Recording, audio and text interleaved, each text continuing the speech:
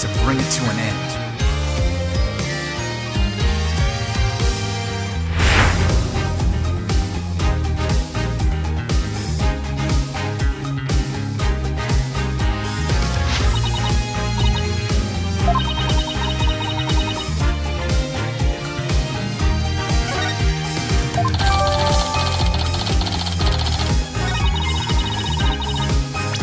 Objection!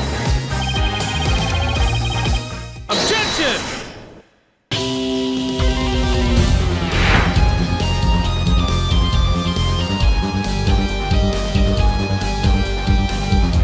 Silence!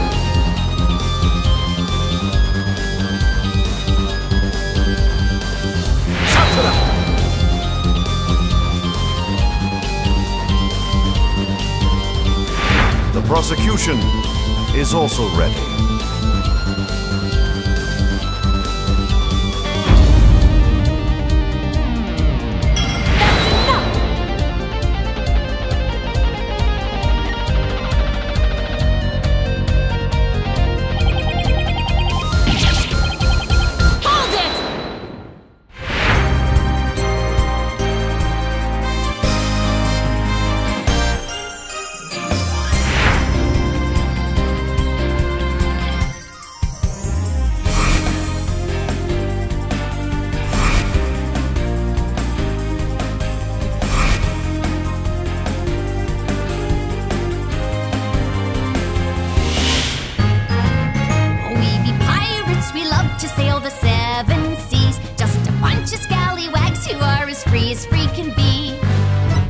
Storms and waves, all because you see grand treasure and adventures waiting just for me.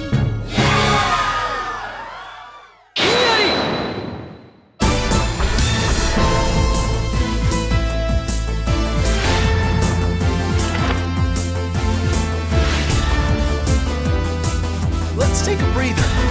Oh, okay.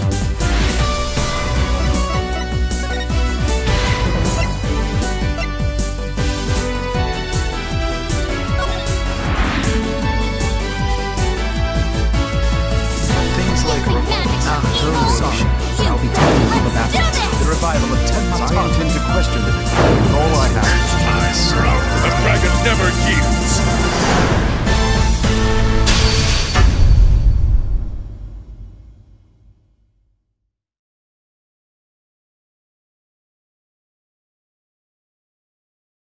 Peggy 12. Boys on the menu.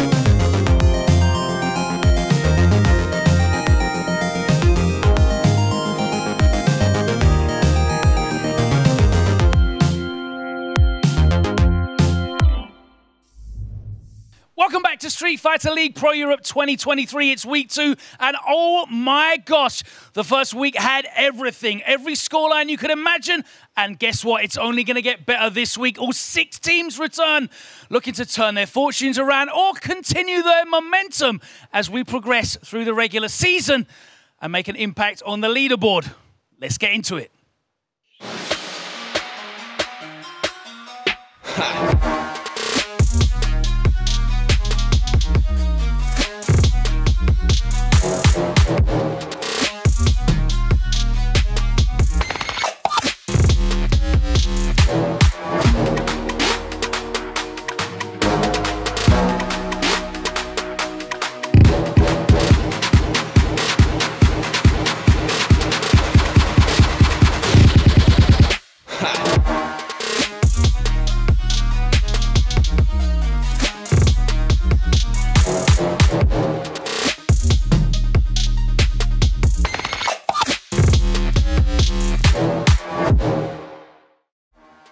That's right, we're back. It's week 2, and you already know it. Street Fighter League Europe 2023 is already more hype than 2022. It's a brand new game. We've got brand new teams and brand new faces here on the lineup, and it is only going to get more hype as we move into week 2. Week 1 was absolutely stellar. We had matches that went all the way to the line. We had blowouts and everything in between. We're going to have even more action for you tonight as once again 3 incredible matches see all 6 teams compete for points on the leaderboard. However, we need to remind you exactly what the format is this time round. Slight changes if you followed us last season, and who better to guide you through than 2 of the best analytical minds in the business. It's F-Word and Jammers. My man Logan, too kind with the words, and I must concur and agree. Week 1, incredible. Going to be a hard act to follow. But first and foremost, we need to figure out and remember, Jammers, how it actually works, right? It's quite unique, and there's some changes this season, isn't there? Yes, there is indeed. You can see it here for the regular season. That's what it is. The away team obviously put forth their roster. They have to reveal their character and player lineup with the roster. And then, of course, what happens is the home team have to counter in play there as well. And then you have the point system for the regular season, where you have Game 1 and Game 2 being awarded 10 points each. And, of course, Game 3, the anchor match, being the worth 20 points there. Now, if there's a tie, which we did have last week, there will be an extra game, and that is worth 5 points there. But then what are they going to do in the playoffs, F-Word? Yeah, well, obviously, it's really important this season versus last season. The top team finishing number 1 will go straight to the grand finals. The team in second place will go straight to the semi-finals, and the team in third and fourth will then battle it out to play that team in semi-finals. So your ranking counts so much more this season than it did last season. And, of course, they're playing for that all-important 60,000 euros for first place. And, of course, more importantly, a place at the World Championship Finals at Capcom Cup. Super exciting. All to play for, and the points, like I said a minute ago, so much more meaningful, because if you get that first place, you're straight into the grand finals, and even if you get second, straight into semi-finals. It removes the ambiguity. It puts you in a great position to close out. Well, each and every point counts, and getting to the playoffs is part of the objective at the start. And I do got to say, I love Logan's hoodie, and I love your attire here. I think I missed the memo. I've come as a plain Jane today. So let's go back to Logan so he can I've seen his wardrobe. Don't worry, he's got some stuff coming. There's nothing plain about you, Jammers. Bright, shining star here on the casting desk for the whole season. Can't wait to hear you call the action later on today's show. But boy, the first match this week is going to be an absolute killer. It is pivotal for both of these teams who did not start their season as they would have liked. We have returning into the arena after somehow managing to clutch defeat from the jaws of victory. I want to welcome Mouse.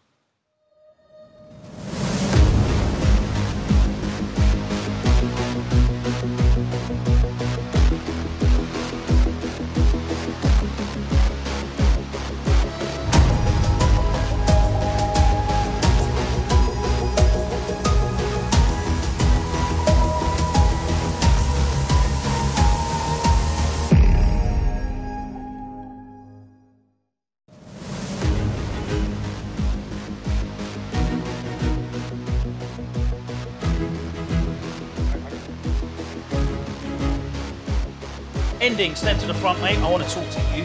Very excited to hear from you this week. Last week, you were on the cusp of closing out a 40-point win. 2-0 up in the anchor game, 1 round up against Phenom, and then it seemed to all slip away from not just you, but the whole team. Are you starting to feel the pressure here inside the arena? No more than I was before. A man of little words. I love it. How are you finding it now? No, obviously, because you're getting a grasp of the system now, the home and away side, the counter picks, and of course the importance of putting points on the board, whether you win or lose. It's all about the points at the end of the day. Are you kind of getting a better grasp alongside your teammates of the format of Street Fighter League? Yeah, and I think the format's very good, and I think it gives a lot of good chances to qualify. You weren't able to close out last week. I know you're going to be feeling confident this week. Are we going to see a win from you? Yes. I love that. All right, if you want to wait there, we are going to invite in a team that needs to make a big statement. They came very, very close last time round, but unfortunately, it was a 40-point loss for Wolves. Can we please welcome into the arena, Wolves?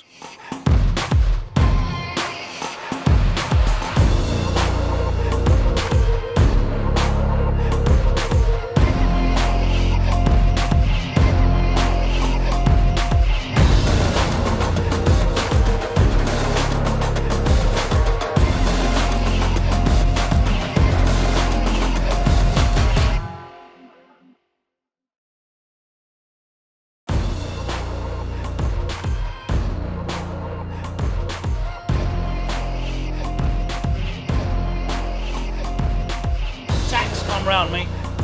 Come on, Shax. All right. Last week, that was, and I'm not joking with you, the closest 40-0 loss I've ever seen. Every match was tight. The last match with Phil's in the anchor role was, it could have gone either way. Do you feel hard done by that score last week? Yeah, it was a tough loss that we did have. Every set was close. You know, I'm not like disappointed with any of my teammates. We all played amazing. So it's just something we've got to take on the chin and come back better this week. It's going to be an interesting fixture this time because, of course, last season you were a champion alongside Phil's on Mouse. Now you're here with Wolves. Is this going to be an important match for you? Not really, no. I don't really look at it like that. You know, I'm here with my teammates. We got a strategy for every team here, so I'm prepared. And yeah, we got some really good players here this time. You definitely have. We saw that last week. Let's see you get some points this week. If you want to take your seats over there in the home end, let's get into this first match. Now, of course, you know how the format works. It was explained by F-Word and Jammers at the start. So that means that Mouse, who are the away team, will need to reveal both their player lineup, their character lineup, and their control type. With that information and their predictions for who Wolves could counter with, let's head over to F-Word and Jammers. Missed opportunity for some drama there. I mean, these are 2 players who were playing for Mouse last season, Logan. You could have stirred the pot a little bit there. But you know what? It's fine. I love it. You know, keeping it peaceful, keeping it friendly. I would have personally been like, you want a better team now? Jammers, what are your predictions for these matches we've seen, bud? Because this is the order we're going to see. It's going to be Broski, JP going first, Ending Walker with the Ken going second, both in classic mode, and then anchoring Mystic Smash after his hiatus of disappearing from the game, coming back looking tremendous last week, anchoring for the team here. Firstly, what an incredibly brave order. Secondly, what do you think? There may have been some last-minute tactical changes because of Mystic's stellar performance against Rickman's Barnet last week. They said, okay, let's put you up at the anchor role here. Ending Walker can be surefire to get the guaranteed points here. And I think this is my prediction here. Interesting. Okay. Because Broski's actually getting his debut for this season of Street Fighter League, one of the worst matchups I heard for DP is Cammy. I know he still plays a bit Cammy. He mains Luke. He might actually go with the Luke, but I put Cammy there just because of the matchup on paper. Okay. You're predicting Shaq's Cammy to counter Broski's JP. Okay. Might be an Aki for all you know, though. Oh, no, yeah, sorry. True. I do think as well, Ending Walker can play any member of Team Wolves, but I think probably Poppy has the best chance against him right now if he wants to continue playing but you've gone Poppy Chun, not Poppy Cammy. No, I think he's probably got a better chance with Modern Chun to kind of match him with the young man reactions. Might as well let the game to help you in that regard. No disrespect to Poppy there. And then, of course, I have every bit of faith in Phil's to do the anchor match there. And I don't think he played tremendous last week. It was probably the best losing performance from any. Well, maybe Ending more correct. So he was probably the best. But 2 phenomenal losing performances last week. Very unfortunate there. Kusanagi just too good. Interesting. I mean, I don't necessarily agree with the predictions, but I'm gonna. That's fine. But I see the logic behind them. So I will 100% take the blame. I'll 100% take the blame if I'm wrong. But you know what? Let's send it back to Logan. Let's find out. Thanks very much, Jammers. Yep, you're right. I am here with Broski. What do you think of that? Do you think they're going to put Shax up against you? I think it's probably either going to be Shax or Poppy, I would guess. But yeah, it seems pretty likely. You didn't play in the Week 1 fixture. They didn't call on your services, but the JP is coming out. I know you've been putting a lot of time in Aki. How's the JP feeling? I'm really confident with JP at the moment. For me, Aki is more like a project for further down the line. But yeah, like right now, JP is a monster of a character. All right, you seem very comfortable, and I see the flip-flops have come out again. Once again, you are super comfortable here on the stage. We're going to see you playing comfortably? Yeah, that's the plan. I mean, last year, I only lost one match, and that was the only match that I was wearing trousers in. So got to stick to what works. Doesn't matter what the weather's like outside here in France. It's going to be shorts and flip-flops weather inside the arena. It's heating up. Let's find out who Wolves will be sending forwards. And it looks like Shivs is going to make his debut this season as well. Can you confirm for us, please, which character and control type you will be using? I'll be going for Jury and Classic. All right, a Classic Jury. The casters thought it was going to be Shax. Broski thought it was going to be Shax. What's the thinking behind sending you out here against... You know what they say about Jury players, and Broski's in flip-flops, so we're going to run it. Watch your toes, ladies and gentlemen. All right, it is game 1 here of our first match today. Broski on the Classic JP. It's going to be Shivs on the Classic Jury. If you can take your seats and get ready, guys, we'll send it over to F-Word and Jammers to run down this first game. That was a slick answer, Shivs. That was a very slick answer. Shivs, it's a bit above your standard, mate. Right? Was that scripted? Give him props. That was good. That was a bit too slick. That was a bit too slick. But you know what? I noted down, I wasn't expecting to play this fixture, to be honest with you, because of the lineup they do have in the back. But everybody needs the experience and everyone needs to be warmed up for the fixtures down the line. So I actually respect him. And this is something we've seen with some of the teams. It's not always about the matchup. Some players we've spoken to, some teams, it's just how do you do against this player and how you're feeling. Yes. You know, some other teams, we've seen them just be like, look, if someone's confident, regardless of matchup, and they think they can take it, let them do it. Let them go up and take it. Let them cook. I mean, I can't imagine people were queuing up to play Broski's JP. You know? But I can imagine Shivs, you know, having missed out last week and seeing his team come to a very, probably the narrowest 40-0 I've seen, as Logan pointed out, being like, guys, coach, put me on, coach. Then do it. Put me on, let's go. And here he is. So, but confidence, monotone confidence oozing from the lips of the flip-flop monster of Broski there. He says his character's a monster. He doesn't play it down, and he utilizes it to great effect. So listen, someone once told me that character, Johan Petrovic, is he might be Dumbledore on steroids. You never know. But I'll tell you what, man. I remember some people didn't really have him up there on the top at the start of the game's lifespan, but boy, has that turned around months down the line. But yes, Broski, one of the best JP players to have in Europe. He's probably the most optimal outside of Lord of Venom. He's so creative with these characters. He likes the characters with the technical depth. And of course, Shivs actually started out with Manon, but now he's playing Manon and Jury.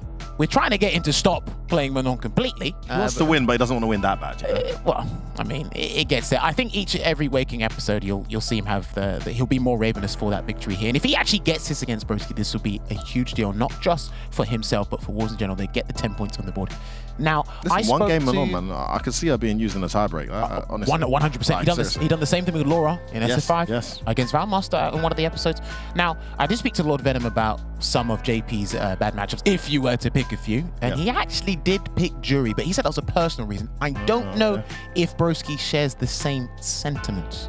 It's a good point, but some matchups are personal. I like the fact he said it's a personal. So he said it's personal. Because if you look at if the issue that you're losing to is something that other JPs are able to, you know, at least consistently stop or consistently react to, then it might be a you situation. Honestly, like, I remember having really hard trouble against Laura just because I found it hard to react to her command dash in 5 for a long time. So it made the matchup that I thought was pretty much 5-5 feel like 7-3 because she could just command dash in. But if she does like a normal dash, something about that command dash was just very weird for me to react to. So maybe that's what it is. He's just having trouble dealing with that Jury drive rush And it's putting him off. I'm telling you, Jury is one of the better characters. We hear this, but not in the way I'm going to articulate it. Jury actually monopolizes space better than most characters because of the driver stand medium kick. You have to be cognizant of that enrage entirely. And by that, he already does. Wow, speaking of the devil, he already goes in with a drive rush start. This is stand medium. At least he put a fireball behind it, but yeah, stop straight away. Oh, okay. Excellent start here for Shiv's F word. Here comes the throw loops. What a jump. Nice. Cross cut. Out of the corner though. Damn, he's actually got racing here. He's not on. He's not on any of it. He actually hit it before the sound mark went off at the start of the line. He slowed down a bit here, but he can't let... Good block. Can't let Broski get started now. He's trapped in the corner. And see the back Uses it to get a click up. Good block on the empty jump low. It's his throw. Oh, that works out. Throw whipped and then she was still recovering. Safe jump. Watch out, here's the frame. Okay, here it comes. That is... He's trying to burn her out. Oh, he got hit in the end. There you go, he got hit with the overhead. It was overhead, yeah, wasn't it? Just to make sure. Another reset. Yeah. That's the thing as well, when JP does that target combo, stand heavy kick to stand fierce into level 2, it's a dangerous string. Big jump in. There we go. Okay, now he's kind of slowed down because I think Broski's working up just a little bit there. Gets his throw, he might have to throw him again. No, he's not going to. He's got amnesia already against guaranteed. Thought she might recover in time to pinwheel, but no. No. Definitely not here. When's he going to drive rush in again, though? That's what he got. That's where the big damage was there last time. Good punish. Drive rush in. Oh, wow. Crouch medium was too early. Throw. Is he going to throw a fireball to cover his tracks? Not quite. Perfect parry. Parry. Not going to back throw. Maybe it was too far. It's too far. The throw wasn't going to connect from that range now. Just goes for the damage, gets the corner back. Oh, wasn't ready for the teleport. He's not going to build level 3 here just yet. We need a full combo, but if he lands that full combo, Broski's won the game here. I'll say the battle. Honestly, that perfect parry's changed this entire round. Oh, there it is. I think he's going to activate level 2. He has to do Labushka. There we go. Look for a reset. Watch out. What's it going to be? He might have to mash.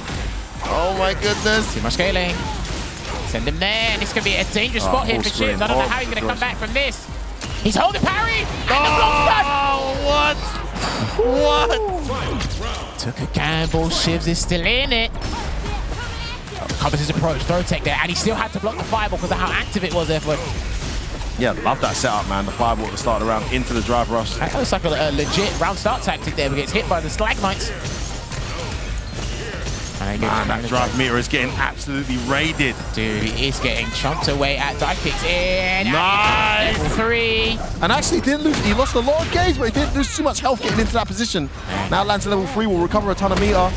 Remember, that's the corner. Your opponent doesn't build meter while you're in the super animation either. Parry again. He's not allowed to do jab strings or jab changes to say.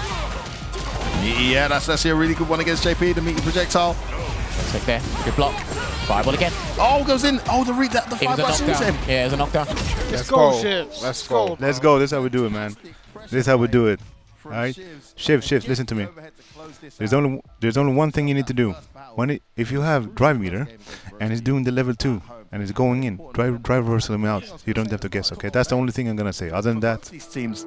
You're kind of happy you're going first after having those losses last week. You have the chance 100 to correct that mistake straight away. No, he changed up his tactic. I'm so sorry, I cut your point off. What happened? Because he jumped this time instead of using the exorbitant amount of meter to do what he did before. Nice. So he's switching it up. Oh my goodness, he's had so many clean jumpings on the fireballs. Dude, he's playing Manon as if... sorry, he's playing Drew as if she's Manon. Just going in, and it actually works. You get heavily rewarded for playing like that. She's got great answers, but he is like, yeah, exactly. He is draining his meter like crazy. Luckily, that click didn't connect. Needed a perfect parry there. Burns himself out. Dude, he has splurged all that cash to get a similar like health gauge to Broski. I don't know if this round's going to look too good for him. Oh my goodness. Oh wow, that crouch medium catches Broski out. DI. He will do that on defense if he feels you're being overzealous there with your strings or your buttons in general, and that's not going to work. That is not going to work.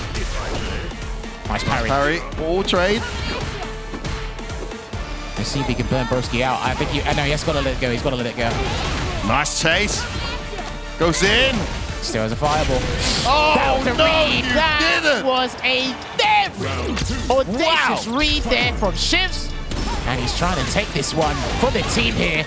Oh man, the momentum's ramping up here, and amnesia to stop him in his tracks. He's in the corner though. He's going to get punished for that throw.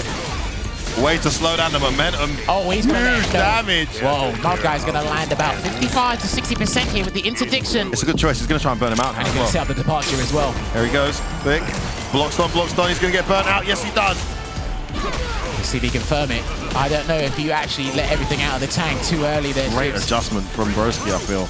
But it's not done yet. Yes, it is. The preemptive crouch medium kick checks the forward movement. Saves himself 1 game point, but it's still game point shifts. My man is still playing past the speed limit here. Good air to air, and he's gonna, yeah, he's not gonna let him gain any momentum whatsoever, even if he risks 35 to 40%. Jump in. What a jump. This is one thing that's frustrating against JP. You think he's projectile zoning you, suddenly he's rushing in and he's dashing. Ramp it up, man. Drive rushing, he's jumping. The system allows it. Oh, he's about to build level 3 again. He's shifts and he's going to get a clean hit, and it's going to be a juggle into the 10-cent ring. And if he gets another clean hit, that's going to be the game. I agree. He's dead. Got to be so careful there. Nice cross cut again. He's got to go low. He has to go low. He wins. Oh my goodness! Burns himself out. Good block on the DI. Oh, wasn't ready to CA that. What a trap. He's got the full screen now. No, he's in trouble. Beautiful. Love that activation. He's got in burnout. He's got Honestly, just beware of how crazy he is on round start. He's always just trying to press like really fastly. What do you plan on doing? Well, I think you've adapted pretty well to it at this point. So he started doing some more jumps because he was uncomfortable in neutral. Yeah. Yeah, he started doing. He started doing some more jumps because he was uncomfortable. What do you feel like doing? I'm gonna stay on Jury. Yeah, I think you should. If he feels it's gonna work for the one. Yeah. He's jumping way more now. Yeah. The driver's seat, I'm not. I think he should stick with Jury. I just think he might have. He's also parrying the fireball a lot, so like stun phase, feint fireball, drive rush throw. You've got this anyways. Let's go. For the level 3, but it looks like Lavushka might work against someone like him because you have to stay there and block. Okay, he's going to sit there and he's going to go for the same approach. He didn't. This time he used the EX approach. He was doing normal at one point. No DR after that. Look at that, 4 bars gone already. Dude, you splurged a lot of cash trying to do that, man. Like having that traded. Broski with the overextension gets checked by that wake-up jab. Oh, too far. Can't hit with the links. Oh, big drop there from Broski. The spacing was completely off. Good block on the meaty fireball as well. He has to respect it until he gets out of it. Gets the conversion. Trying to backdash. With a stride ball. Good knock. Change up in approach. He's now going offensive. It's definitely catching Shivs out. So he's about to burn out himself, but he's actually in a good position to recover in time. So it should be all right. Tries that jump forward again. You're seeing this more aggressive play here from Broski. What's the jump? Great parry. It's opened up though, can't get hit here. Delayed jump back, gets him out of the situation. Back to neutral we go, but he's almost in the corner. Oh, gets away with the jumping. This is his anti, yeah. Oh, and he hits the run. did it. Yeah, clean. You got to do that. That's mandatory at this level. When you see a drive rush cancel, input that DP. She's back on match point. He's in again. Goodness, that's such a good answer. Go again. Great start. Oh, it's the throw though. He's not going to get a level 3 at least. Build enough bar. Pick up. Goes in again. He went for perfect parry this time, and that's a bad habit that Broski has. It doesn't really work out with Broski. He tries to reset you to catch your parry with the embrace. Oh, no level 3. Nah, not yet. I thought he'd do it just for the ground. Not yet. The next interaction from either player, I think they'll do it. Just weighing it out. There you go. You're gonna catch him. So clean. That might be the round, actually. Only 2 hits. Yeah, might not be scale enough. Could be dead. There you go. Snap your fingers. Good Lord, that was clinical. And this is what 4Phil should have done last week. Yes. Let's see how it pans out now. Finish your play, man. Listen, you don't want those ramifications coming back to bite you in the butt. Chase him down, misses his throw. He'd have interrupted that there with a parry or a DI. Oh, catches him trying to stock up. This is to the wire, man. I think his main focus has been just getting in and staying in, but he's still not respecting amnesia in certain departments. What a reaction. It never works for Broski when I see him do it. He tries to reset into embrace command grab and it just never works. He said he shouldn't play command grab. Oh my goodness. He's going to get burned out. Cross cut. Nice cross cut. He's on his last legs. This could be it. Oh, what a tech. Fireball. The chick's Look at the ton here. Oh, the jump. Yes, let's go, Shivs. Let's go. Let's go. Let's go. Absolute smoke. Zero respect. The Urago DP to close it out, and he gets his team their first 10 points this season. And how important is that, Jammers? That's an important, not just for this fixture, but like you said, the longevity of this season in general. They couldn't get the win before, but hey, that aggro style gets heavily rewarded in this game. So I actually don't blame him for half the decisions. Okay, I will hold my hands up high. Shivs, you're a bit brazen when you dash up in his face and did the DP, but he's making a statement not just for Broski. I mean, the dash up delayed DP was like, against the JP as well, like that would have lost to Amnesia. It wasn't delayed enough to beat Amnesia. It caught some kind of button, maybe a delayed throw. I mean, but when you're feeling it, you're feeling it. And he was clearly feeling it. Listen, they want to make amends for what happened last week. And remember, we said it. it was the closest 40-0 ever. They're not happy because when I look at the scoreline, it was just 40-0. Yeah, exactly. That's all that matters. That's all people remember. It's a results business, baby. And I tell you what, that was a fine start here. But hopefully, Wolves can maintain that momentum here on this fixture against Mouse. So let's hand it back to Logan Sama and find out how the team are feeling. Thanks very much, Jammers. I'm here with Ending Walker, who is about to make his first appearance on the away end. Last time we saw you got to counter pick. This time you've already locked in with the Ken. Who are you expecting to face this time around? Poppy. And how do you feel about that matchup? It's Ken. There is no matchup that you can feel uncomfortable about. I respect it. I respect it. So why do you ever use Ryu if that's the case? Because Ryu's way more fun. I hear that. A man of the people trying to entertain both us and himself. Let's find out who he is going to be facing from the Wolves team. Is it going to be Poppy? It is going to be Poppy. All right.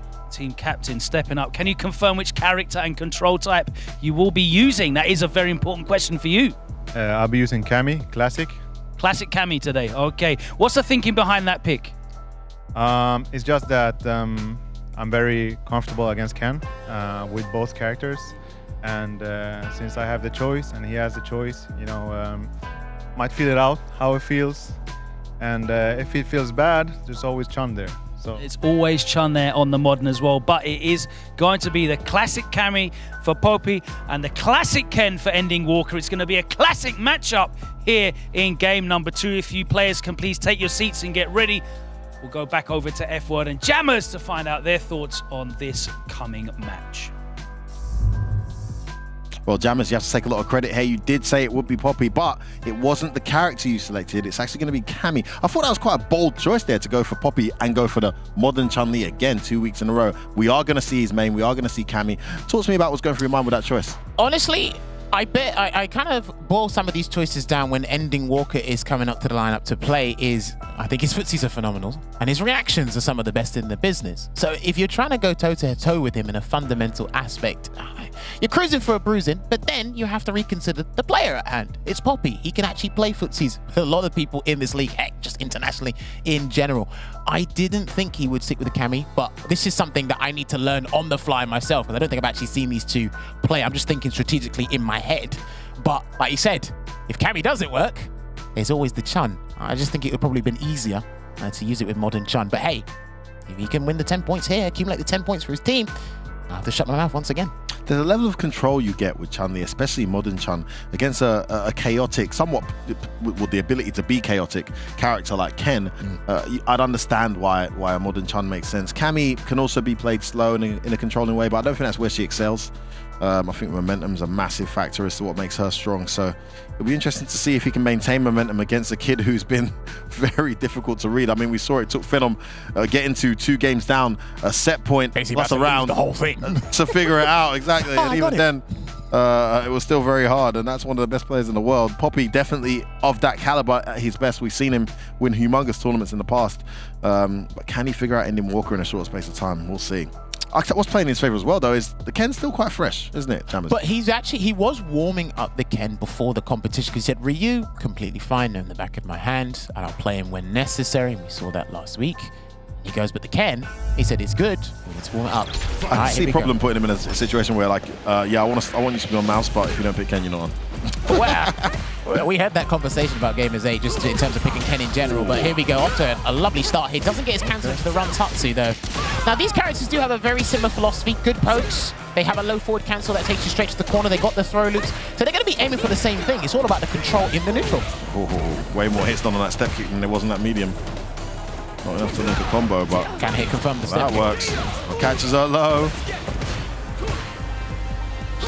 And just exuding good patience here is Poppy. Gets the EX cannon spike. Just, yeah, busts out that reversal there, predicting the light follow-up. Okay, oh, big miss. The fact that was perfectly timed.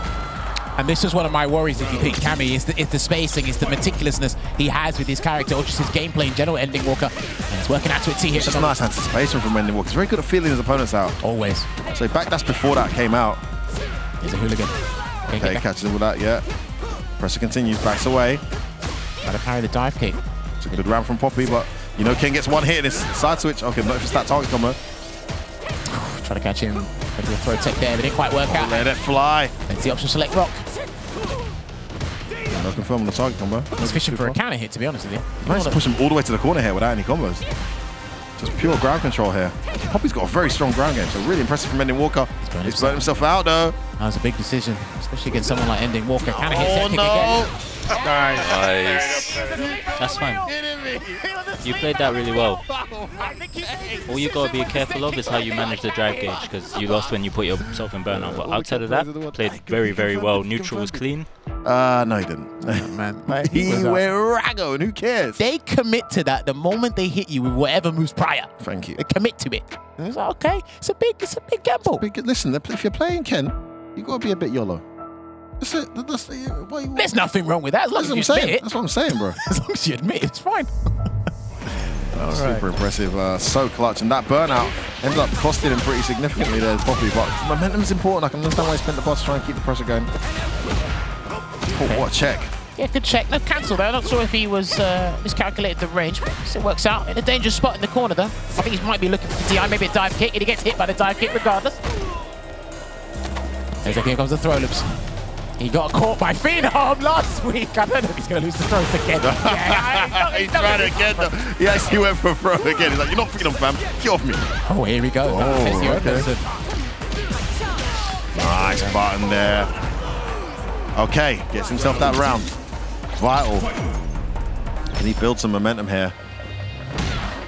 He's managed to slow this down, though, but I think he's not necessarily worried about how Ending Walker's going to react. He's just thinking about the worst outcome. Parry.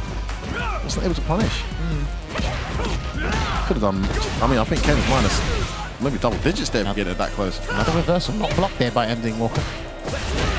Nice check. Oh, that works. Did that preemptively. Oh my goodness, what a check from Ending Walker though. Yeah, good pick up there, regardless, for the light Tatsu. Love the juggle. Yeah, I like it.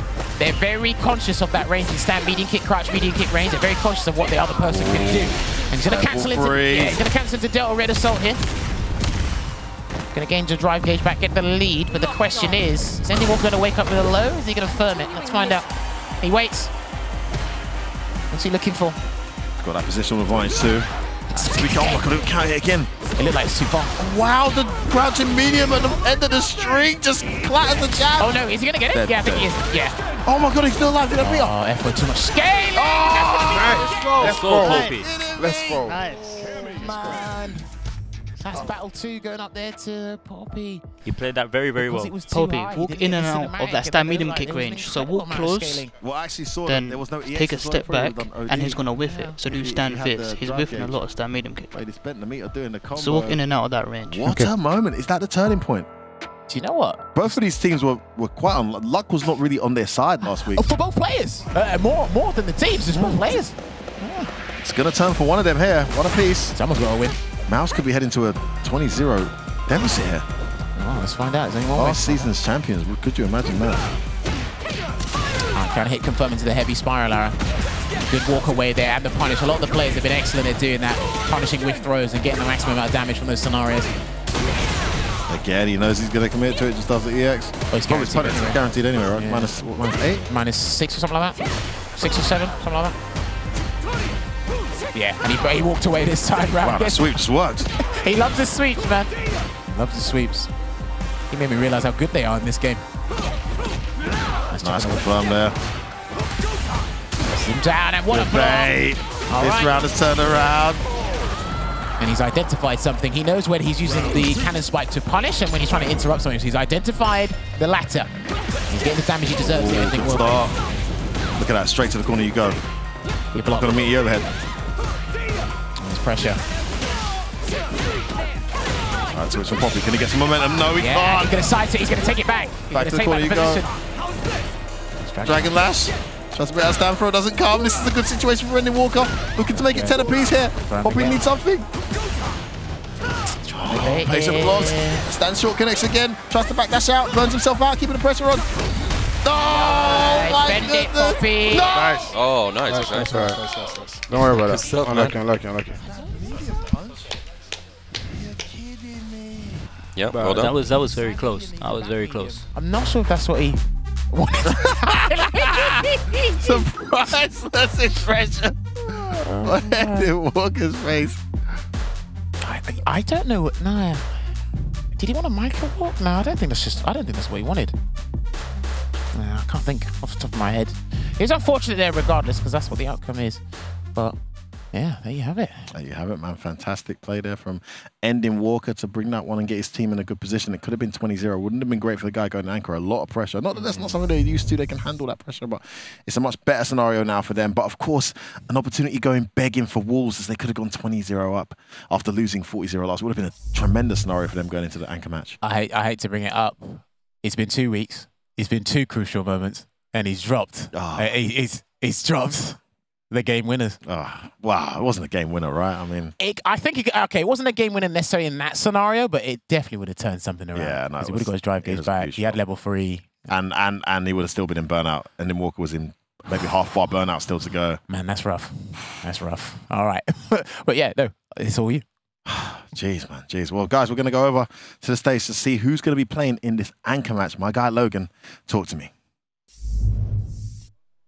Thanks very much, F-Word. Yeah, we take those, don't we?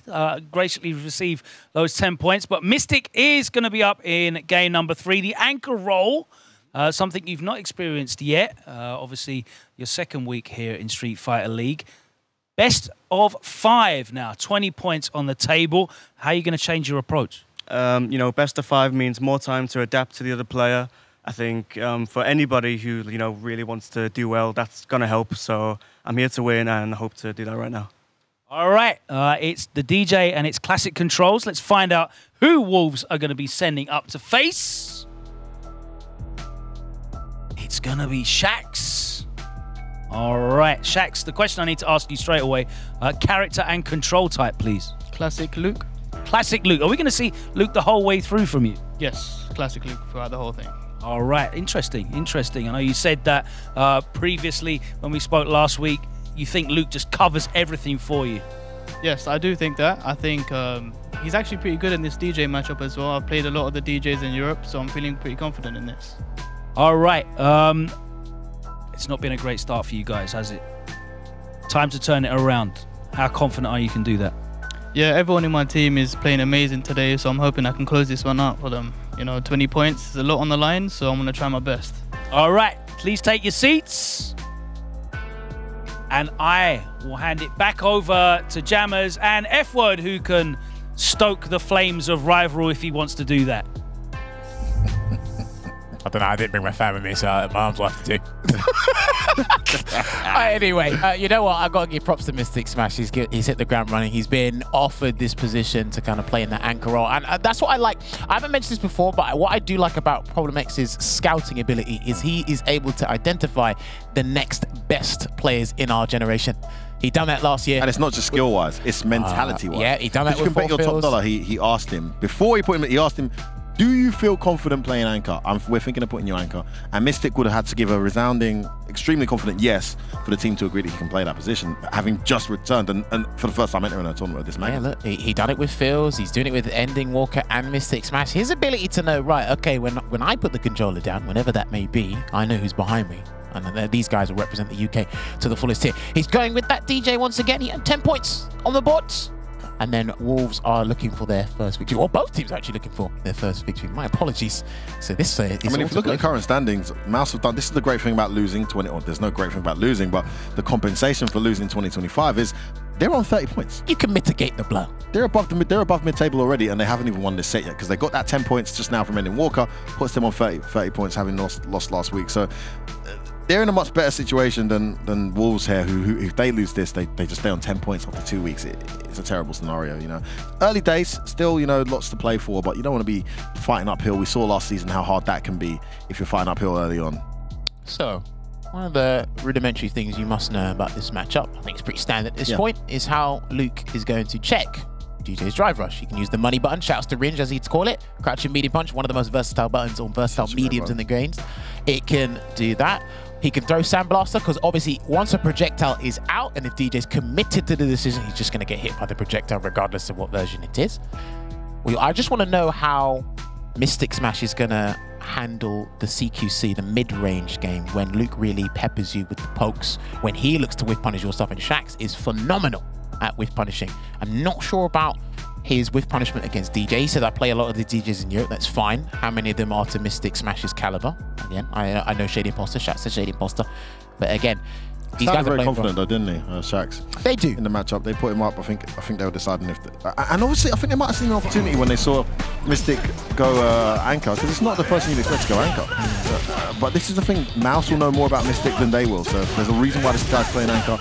Looking to demonstrate exactly why now he goes up against Shax. Well, they're already trying to exchange blows in the fiber wall here, but what Shax has to be careful of is the juggling dash, but then Mystic's got to be careful of a raw jump. Can't get too comfortable, that's why he's decided to introduce the bait. Big whip punish. He got the jackknife maximum straight to the corner here. There's a safe jump. Didn't believe. Yeah, you don't think it was a safe jump. Waning Moon. +2. Tries to jump out of that plus pressure. Oh, it wasn't the worst idea, but the angle wasn't good for it. There you go. Tried a good defensive choice there not to do anything in that situation. Takes the grab here. Might have to take another one.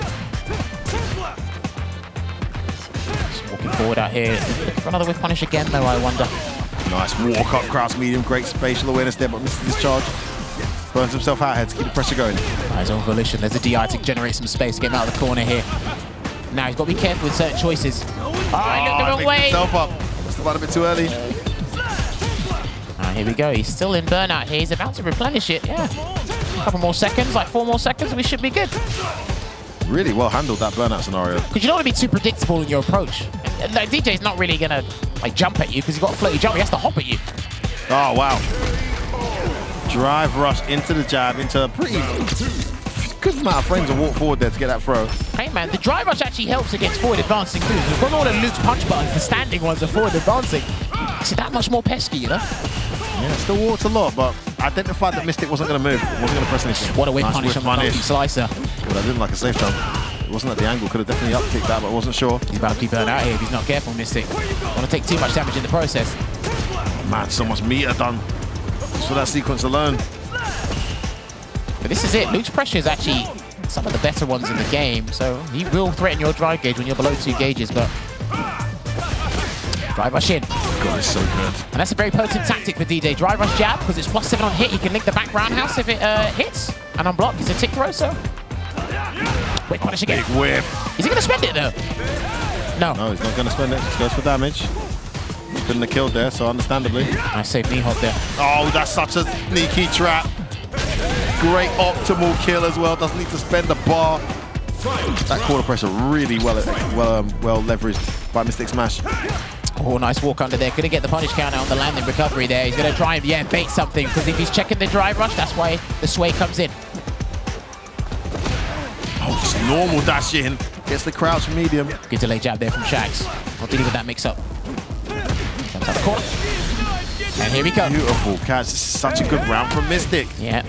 Weekend Festival going to land here. Going to get him a decent life lead to work with here. And he's got all his drive gauge to work with too. If he wants to try and bait, and that's going to be the game. Yeah, he's parrying a lot on the drive rush. Yeah, he's doing that in reaction to sways. Often, but he loves it, doesn't he? Just be careful when you got him in the corner. You're going to be jumping out. I'm going to try and look out for more air tours. And then respond to whatever that is. I love the tactic. If you're crouching, it's +2. Sit down with him and I said, right, you know the one where he does forward medium kick, where it flips with the kick. Slow one, that's +2 when you're crouching, just so you know. So be careful. He will use the sway in that regard. There's other strings he can use it in as well, and he's got one of the best, I'd say one of the best conversions from special attacks. Because just in general, when he gets a punish count heavy so bad. Oh my God, it's ridiculous. Yeah, it's like minimum 30%, 35%. So if he finds out that Shax is struggling to deal with the drive rush in general, he's going to keep abusing it in various different ways. There's his pressure string. He's going to grab him again. There you go. He's been baiting a lot of Shax's attempts to react. And this time he pulls it out and presses the button. Gets out of the corner there, lands a throw. Can Shax slow down his Mystic momentum? He's looking so strong right now, Mystic. Okay, just taking their turns back with the mediums, gets the knockdown with the crouching medium kick. Nice uppercut there to end it all with blocks. To the throw. Oh, what a read. What a call. What a read. That is plus on block, the +3. Let's it fly the Shax though. Oh, almost. Oh, that sweep would have been unsafe. Just caught him dashing forward. Just about avoided it here, but Mystic's now in burnout here. He's got level 2, but it's going to be a huge ask here to get level 2 to win you the round. Nice, very nice EX use, and then encroaching the pressure of the projectiles there. Shaxx, good tactical approach there, gets himself that round. And Luke has a very, like, you know, relatively good safe approach in the game in general. It's the vast majority of the cast. So. Oh, good jab check. Yeah, he knew a throw was coming. Seen that, yeah, and that's the right time to do it. Oh, I love that frame kill. Safe on block, and he's burning him out. Oh, okay. Go to level 3. I thought he'd do it just to recover some gauge. Nah, he's going to chip him out. He's going to chip him out. To go, yeah. Yeah, he's going to chip him out. That is such a dirty sequence. And because he has all the drive gauge to work with, he can just make it as tight as possible. And my drive rush is better than yours, bro. Man, I play past the speed limit, not you. It is again. He's not respected it. And that's going to be the game. Full conversion. Wow. All right. So that is Battle 2 going to Mystic. Let's go. Game 3. It's okay, man. He's walking back a lot. I'm just gonna think about it. Yeah. However, yeah, he's walking like after you string, he walks back a lot. Because he doesn't want to get He's trying to space as well for you to jump forward so you can get the heavy kick. He's trying to out-patience you in neutral as well. Also, whenever he does swear, you're doing parry, so he's getting a free throw in afterwards. So you might have to like change it up, having like jump forward, neutral jump or something like that, you know? Calm down, don't get too excited, because anything can happen here. Shaxx is a very capable player. Now he's sticking with Luke the whole way through. However, I think one of Shaxx's biggest problems is he's trying to parry everything. He thinks a physical hit is always going to like happen. So it's going to occur and it doesn't. And next week the devil, if parry works, as I was literally talking about, it's not working. I still agree with you, Jammers. Okay, that's safe. Only -2. Nice for the feint hop there. Yeah, I haven't seen that yet, so I wasn't going to be ready to react to it. That's the front trap, yeah. Good jump check. Time, he's not letting him have it. Man. My stick is just looking so solid. Cat's still trying to come forward now. Another parry. It looks like this game, the perfect parries are helping. He always just needs to adjust his timing there, gets a delay throw, wait for the jackknife maximum. New drive reversal here from Mystic. I think he's just going to firm it until he finds an opening to get the rounds. Good sequence here from Shaxx, but still a lot to do. Crouch heavy anti here. Trying to bet out stand throw, doesn't come. Catches him low, burns himself out here. Spend the bar, he's got to spend it. Yeah, beast mode, baby. I think that should be it. No, it isn't. No, that should be it. Oh, speck of health. Oh, funded foot! Oh, hold on. Jab. Yeah, that's plus. That target combo's plus. Oh my goodness. Get out of there, John. Oh, he got him. Oh, that's unfortunate. he looked a bit lost once his block string ran out. He was like, oh no, what do I do next? I think he was cognizant of the level 1 on Shaxx's end. Lovely bait. Big damage here, can send him straight to the corner as well. Get the maximum juggle points here. Nice meaty with the stand roundhouse. Here we go. Just trying to close the distance here. Is he looking for a whip punish? Just trying to get Shaxx to calm down on the button presses. Nice check. Just like a link there. Oh, it's too far. He's got to have another conversion from that. Surely you can't always rely on the back roundhouse because that is space dependent. Nice. Yes. Okay, Yeah. He's trying to force you to play predictable. Pardon? He's trying to force you to play predictable. So like you're the one who's initiating now, and he's still trying to perfect parry drive rush a lot. So empty drive rush throw might be good. Yeah, just drive rush throw. It's low risk. Okay. But the neutral play in that final round was super impressive. We'll see if Mystic can make the adjustment here. Well, this is a 3 out of 5 here. So to the victor goes the spoils. Drive rushes in. Oh, almost. I think his buttons were a little bit lacking in that department when he walks away a bit too far. He walks back a bit too far, yeah. There's a forward throw. He's going to air slash it instead. He's going to play the zoning game momentarily before he closes the gap. Trying to get the perfect parries again here. Oh, that works. That looks like he was crouching the stand fist. Yeah. Oh, he catches the roundhouse. Got stuffed. Didn't get the perfect flash knuckle there, Shaxx. Just weighing it out here as well. Again, he's got some of the best jump-ins in the game, so that jumping fist has really been helping out Shaxx here. Oh, not in that scenario though. Oh, he definitely should be able to close this out. Doesn't even need to spend any meter. Shaxx is turning this around, and deja vu it's looking like right now for Team Mouse. They must be very nervous. And each and every round they lose, you can start to feel it in the air. All right, jackknife maximum straight to the corner here. No wake-up reversal from Shaxx just yet. He confirmed this. He gets the counter hit, but he wants the punish counter. That has to be punish counter, yeah. That's unfortunate. I think he just saw the text come up on the screen and just assumed. Forward throw. Is that going to cost him? Forward throw again. Mystic's much in trouble here. What's the hit he's looking for? That's the thing. He's going to have to bust out immediately. He has to. All right, just staggering the pressure here. Perfect parry in the hole. Kill here. And that's going to be it. Yeah, that should be the this battle. combo right. He does. Jackson's turned it around. Jammers, I can't believe it. Nice. Nice. Too slow. Alright, what I will say, yo, when he's doing the heavy flash knuckle, you just start parrying it. You're just blocking the heavy flash knuckle, so at least attempt it. And also, when you're doing your strings, he's mashing the late jab. Yeah. So he's also delaying jab a lot, like when I'm trying to. Yeah, he's doing a lot of delayed jab. Maybe not respect him so much. Or just, if you are going to pressure him, just pressure him with throw. I don't know if he's going to start teching more or not, but you don't need to change up your offense. No. Make him show you that he's teching first before you start shimmying him. Yeah. Worst he can do is bust out with DP, right? Yeah, he hasn't busted that yet. The same pressure and pretty much the majority of the same game plan he was in the first couple of games. Similar to Phenom against Ending Walker. It just had to take the slow, just slightly. They obviously have a huge effect, but I just think they're slight, small, incremental.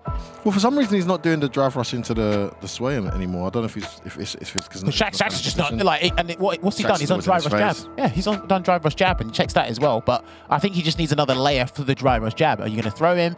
Are you going to do another button? Because background has whiffed at one point, so he definitely needs to just switch up a couple of things here. But because it is now only one game on the line here. And like you said, these guys are on the verge of going 25-20 again. Boy. Massive match here for Mouse, but also for Wolves. Trying to get their first victory of the season. The first significant points of the season. Carrying away. Too far to get the juggling dash if he's going to keep swaying like that there, Mystic. And he had to fake, yeah, because if that was a commitment, you would be in so much trouble. You'd be in the gutter. Too far. Throw there. He did it. All right, there's a throw. What's he going to do here? He needs to make a choice. Does the lay jab instead? Oh, probably a fireball there, that whiffed overhead, but... All right, rush into the sandblast. This is what we were talking about at the start of the game. He's committed, he'll take the damage. Tick throw again. Okay, he's really trying to catch him off guard here. And he drive rush into another sandblaster. Man, he's really slowed this down, the Shax. Great strategic change up here. Just thrown Mystic off a little. Gonna take that again. Yeah, he doesn't know Shax is going to react, but when he does, he's got the meter to do so with the rising rocket, but he might not need to do it. There it was. The tiny little stagger. He guessed right. Caught him trying to walk back or jump away. Yeah, Shax is waiting for the one opportune moment to land the colossal amount of damage, and he'll let Mystic smash hang himself here. He's going to have to throw him, and he didn't. Nice trade conversion. Oh, backdash. My goodness. And that wasn't a punish counter. That's blocked. Yeah, that's blocked. Because there is a great back for the next one, but oh, he missed the opportunity there. The opportunity gone for Shax. It's a set point for Team Wolves. He's just dropped a massive punish. Yeah, that's huge. That could be pivotal. Yeah, come on, this. Just waits. DI. What a choice. It's going to the wire here, Jammers. Here we go. And luckily enough, he only got the DI after he got punished counter drive impact. He didn't have it beforehand. All right, let's go. The gun's blazing. Let's throw all logic out of the window. Let's find out what happens. Jam check into the Sobat. Throw again. He's gonna have to go. He's gonna have to go for the gusto, mate. Oh, what a walk back! Goodness. Here we go. Ladies. Right. Going not that fast. Is he gonna try and bait a reversal, or is he just gonna go in? He waits. Just blocking out here, just really making sure that drive gauge stays low on Mystic's end, but he's got a healthy amount of drive gauge to work with to really capitalize on this next big hit if he finds it. Oh boy, back, roundhouse. Ooh. Gets a grab, That was sneaky, nice. that was sneaky. Oh, he's got him. Oh, but anti-air, this is to the wire, this is going to decide it. Oh, he doesn't like it. That should be Nice, let's go. Nice. Oh, Mystic with that same trap he landed in game one. The roundhouse unblocked into the standing short, into the DR. Catching Shax slipping and getting Mouse a much needed victory here in week 2.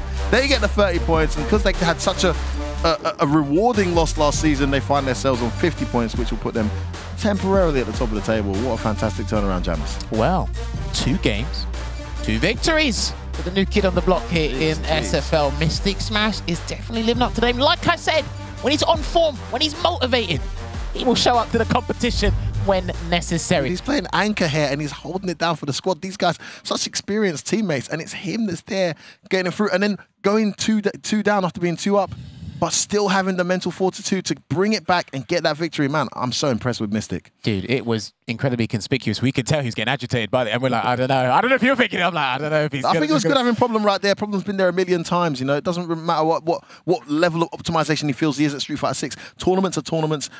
Things on the line are things on the line, and he's also played in team tournaments too, so he knows kind of how to talk to his teammates in that scenario. Whatever he said clearly had an impact on the performance, and just phenomenal result. But can't take nothing away from Shax and Wolves. No. Valiant effort again. They've got to be so frustrated because they played well last week. They played well this week.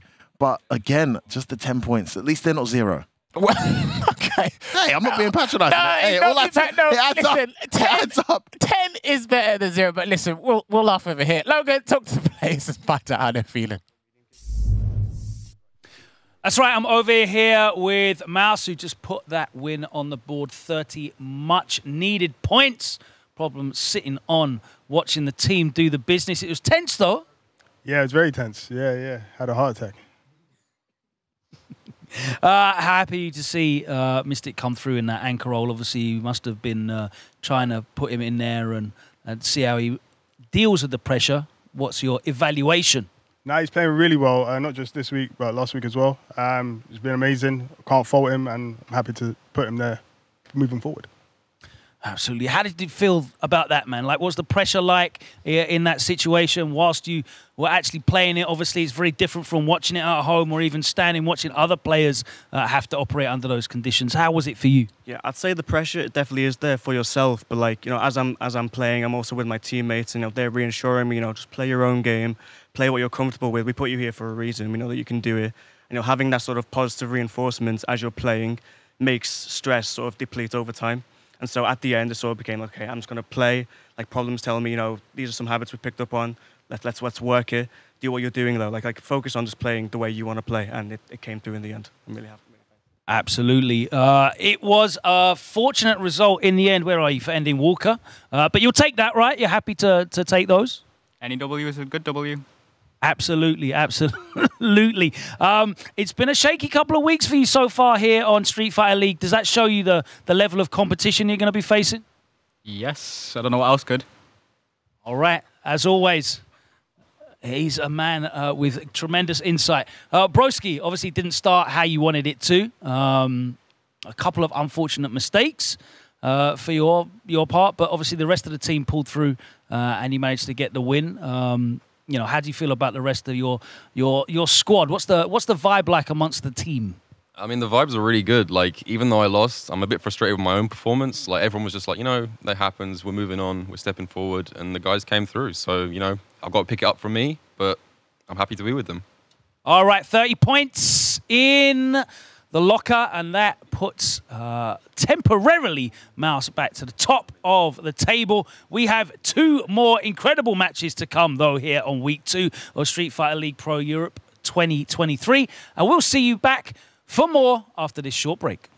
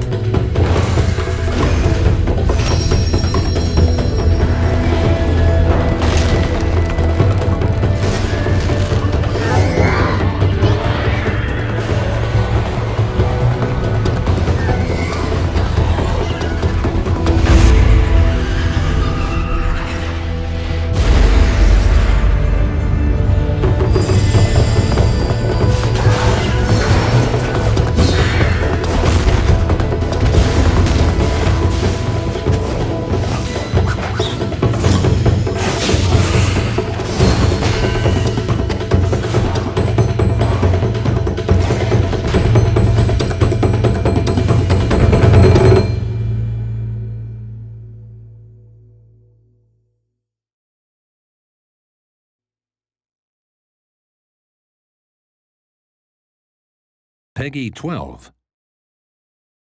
Boys on the menu.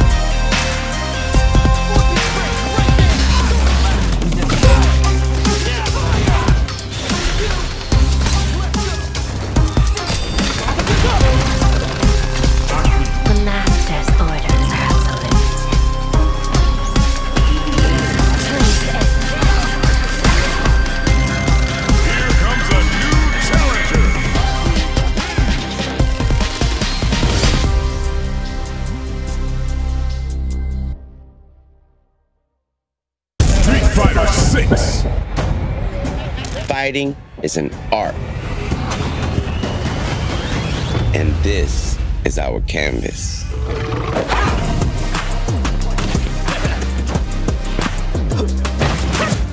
Here, we flex our style, our passion,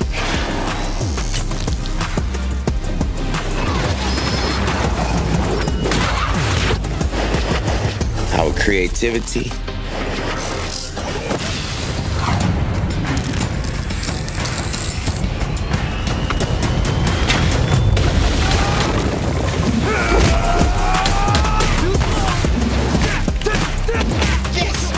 our skills.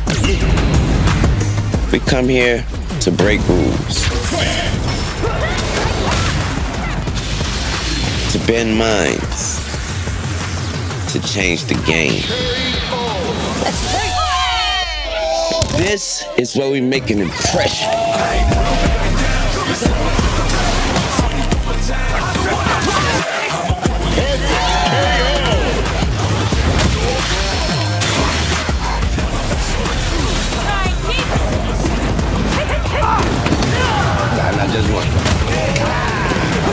This is where we make our masterpiece. Fighter 6. Available now.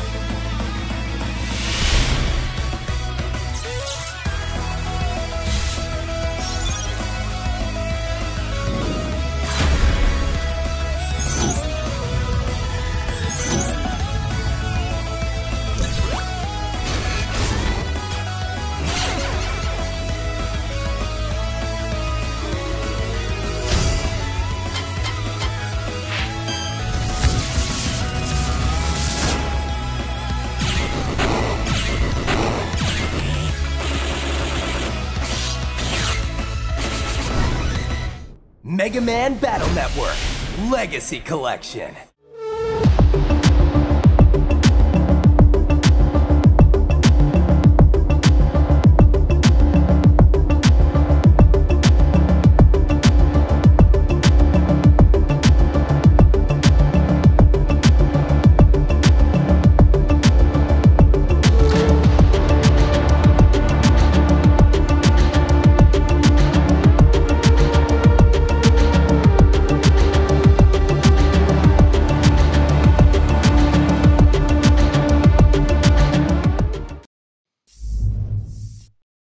Welcome back to week 2 of Street Fighter League Pro Europe 2023. Our first match is concluded and it was a banger. We've got 2 more coming up for you very shortly. But as you know by now, if you've been following, we're going to be getting you up to speed of some of the techniques and some of the terms that are going to be used on commentary throughout the broadcast. So let's hand it over to F-Word and Jammers to take you through our latest tech tip.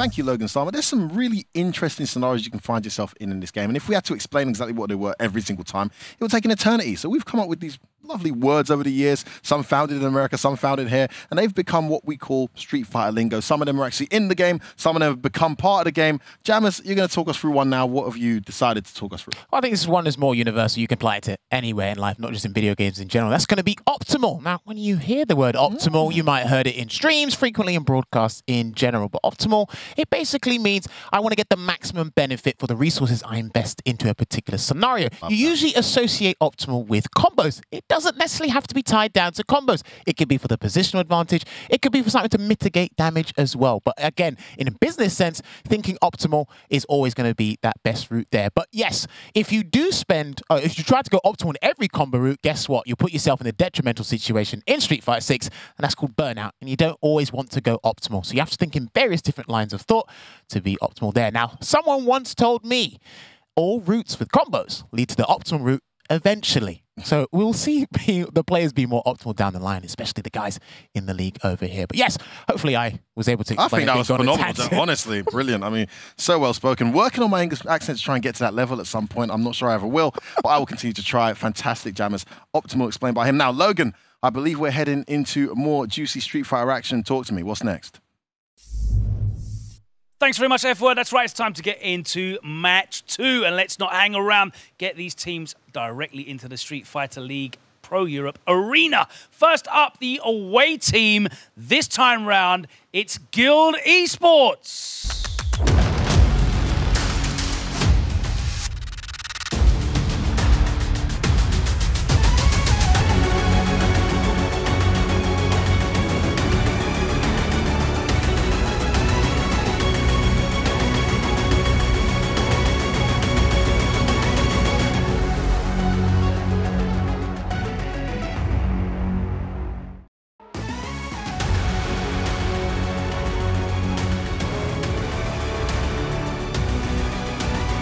I think it's time I want to speak to Suleiman. Come round here, Suleiman. There we go, there we go. Now, you're in a very unique situation because I think you're literally the only player in all of Street Fighter League that had to fight for his place on a team. So you're no stranger to pressure. You've dealt with the heat. What's it like here now that you've officially been part of Street Fighter League and watched the competition go down? Oh, no, it's really affirming. I've been watching Street Fighter League last year, and obviously I've been watching these previous games that have been happening. It's been really exciting. So I'm just kind of eager to get in on the fun with everyone else. Absolutely. Hopefully we'll see you competing this week, but just wanted to speak to you because I think it's quite a unique position to find yourself in. Obviously, brand new team. You've got the experience. We saw Joker take part last week. Hopefully we'll see you this week. Thank you very much. You stay there because it's time to welcome in one of the strongest squads that we have seen thus far, managing to somehow get the win last week against Mouse when it looked like everything was going the opposite way. But let's welcome into the arena 0-0 Nation.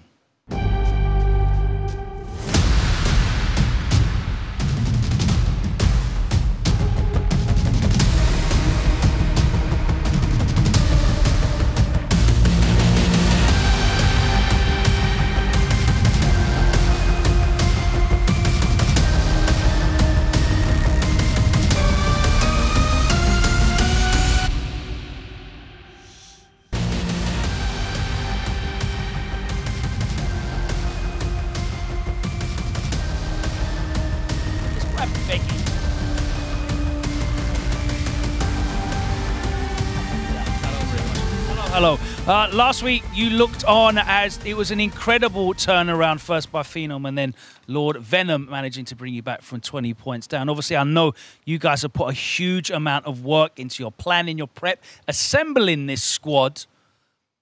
For you, like, what was the big moment last week?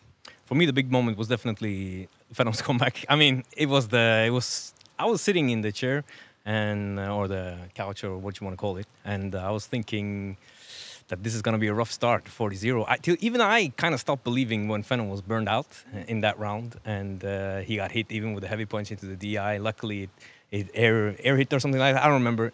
But I was kind of ready to back it up, and then Venom finally just adapted, and it looked so different. That was definitely my favorite moment. And I'm just so happy to see that Venom is still Venom and does what Venom does, which is something not a lot of players can do this consistently, which is really admirable. Incredibly impressive stuff. They say in pro sports that the most important thing for a championship team is to still get the win, even though they weren't playing their best. And you managed to do that last week. We'll see whether you can step up this week and elevate your game. If you guys would like to take your place at the home end, I can't wait to see what performance 0-0 Nation puts forward this week in week 2. But talking of put forwards, it's on Guild to put forward their lineup of players, characters, and control type. And with that reveal, the only people we can find that out from are F-Word and Jammers over on the desk. Too right you are, Logan. Listen, even when they're playing not at their peak, where the hook of my crook, dig out the win, man. Even if you've got to go 6 feet deep. They got something last week. Hopefully they can replicate that this week. When Venom's on the squad. We're going to see the away team. For those of you who aren't aware, the away team revealing their order, and it's going to be Suleiman first with Classic Kimberly. Joker Joke sitting second place there with Classic Cammy. And no surprise after the performance last week of Takamura, he will be playing Anchor with that patented Ken and Classic mod controls again. I've gone ahead and made some predictions here. We had a discussion. Jammers, you were quite adamant that you were going to see Rickman's Barnet versus Suleiman on the first one, and I've gone ahead and gone with you on that one. Quickly, any point on that? No, not really. I think this is a comfortable matchup for Rickman player-wise. I think, if I'm not mistaken, I might have to do a little bit of digging. I think Suleiman's the only Kimberly throughout the whole leagues. I literally think he might be the only Kimberly. Unless Valmaster Secondary, which doesn't count. Yeah. I actually think we're going to have Veggie. It's a bold pick. It's a bold pick, but Veggie's told me he doesn't really mind the Cammy matchup. So maybe we're going to see Veggie's debut this season going up against Joker Jokes as a counter. Remember, the team at home is able to see the order and react to it. That's the slight advantage you get. And then I think regardless of the situation, the two most informed players on these teams are Takamura and Phenom. So I just believe that they're going to send Phenom up. We had a little bit of a disagreement because what's your pick there, very quickly? The thing is, I don't think Lord Venom's going to play this set at all. That's me personally. He could do, but if the one person he was going to avoid was Joker Jokes, and Joker Jokes, what works in his favor is the entirety of 0-0 Nation hasn't really played him in tournaments, so that actually might work out for him regardless of who he plays. If it does go to the anchor match, they might put Lord Venom up against Takamura. They could. I mean, Phenom could start out with a Cammy, maybe swap over. I mean, after that Phenom performance, though, I mean... They've got choices. Well, there's only one guy who can tell us what that's going to be, and I believe it is Logan Sama. To find out, please, talk to me, Logan. Interesting predictions there, F-Word and Jammers. Thank you very much for that. Suleiman, what do you think about that? They reckon it's going to be Rickman's Barnet against you. I think that's realistic. I think that's what I predicted as well. Me and Rickman kind of go back and forth, but I think... we ran into each other at our previous tournament versus fighting, which he got the win on me. So I feel like that might give them a bit of confidence into thinking again. But then again, we've done our homework, so you know that's what we're kind of counting on. But that's okay. That's not exactly something a big cause for concern. We don't get put on thinking there's a problem for us. You are the only Kimberly main in the whole competition, and we've seen a couple of surprising results for Kimberly over the last couple of months. She's a character that was kind of overlooked after the changes that were made on release for her. But what do you think about the character in general? I think the character, obviously, like she has her weaknesses, but she's very good at what she's meant to do. And especially when you got a format like this where, you know, every guess counts, that ability to put people into guesses constantly can come in very handy. So even though she has like her weaknesses, she can beat any character in this game. Okay, that's good. That's good to know. I hope that plays out for you. The confidence is there. Let's see who he's going to be facing. It is going to be Rickman's Barnets. So, just to confirm, which character and control type will you be using? I'm going to stick with Yuri and Classic, of course. Let's give it a little bit of moment of thought. Maybe gambling on the modern. No, you don't. Not at all. No, I haven't tried. I haven't. It's hard work learning modern. I don't want to put in the time and effort, basically. Fair enough, fair enough. So, he said that you've gone back and forth. You obviously got the win at Versus Fighting, which was the last big offline event that I can remember that we've all been at. How are you feeling going into this matchup with Juriak against Kimberly? Yeah, basically what he said. I beat him Versus Fighting, so I have the confidence going into the match. But now that he's saying he studied, I want to see what he has found. All right, we're going to find out what that preparation and what that study leads us to, if you gentlemen can please get set up at the stations, ready to play this first game. It's going to be Guild with Suleiman on the classic Kimberly, going up against 00 Nations and Barnet with Jury on the classic controls as well. F-word, Jammers, you were right with the prediction. How's this matchup going to look? Okay, firstly, we gotta go back to that interview. He said learning modern is effort. Man, didn't you walk like 7 hours and get a whole article by Dexerto? Thank you. Oh my God, that's a really good point. What the hell? You could have got a bus or a train or something, and you decided to walk 7 hours. And he goes, learning modern's effort, boy. Firstly, learning modern is not effort. I mean, it's pretty fun and it's pretty true. You'll be surprised how easy it is to learn modern. Secondly, I mean, maybe he doesn't need it. If there's nothing conducive to her, in his opinion, fair play. Yeah, maybe she can put out. I'll tell you what, though, a bit of spice there when Logan asked that question about, you know, do you agree about it? Did you hear the bit of spice? I want to see what he has learned, actually. If you think you've learned something, then I will show you when I beat your butt here in this. That's what it sounded. It sounded kind of like that. That's what it sounded like. That's what it sounded like to me. He said, "I want to see what he's learned." But what I heard was, "Oh, you think you've learned something? I'm going to kick your head in, and then you'll see what you've learned, huh? Listen. You've learned to take this beating like a man, is what you've learned." That's what I heard. So, Well, yeah, I'm sorry. Suleiman's making his debut here on the Street Fighter League. Great to see him here. Now, obviously, like Logan alluded to before, he's had the most unique experience in getting here. He had to fight for his spot. And again, I was actually part of that event that he won, the Sky Sweat Room. Shout out to Sky Guild for putting that on here. But listen, he's rightfully deserved this spot. He's one of the strongest Kimberly players we have in the European region. And if they're going to learn something from this, because I think Suleiman's going to play a very specific role. I'm not sure if he'll play in all of the fixtures from this point onwards, but they're probably going to snipe certain players or certain characters for the 10 points by Kimberly. And already starts like Shivs did in his match before. It's a great round start, to be honest. Against about 80% of the class, why not? Skedaddle, skedoodle, as they say. Uh-oh. Vagabond edge. Kimberly momentum. Nice interruption. Just let it go. And if she always does that, he'll spend the 2 bars. He'll happily do that. Oh, nice new you going? Big bait.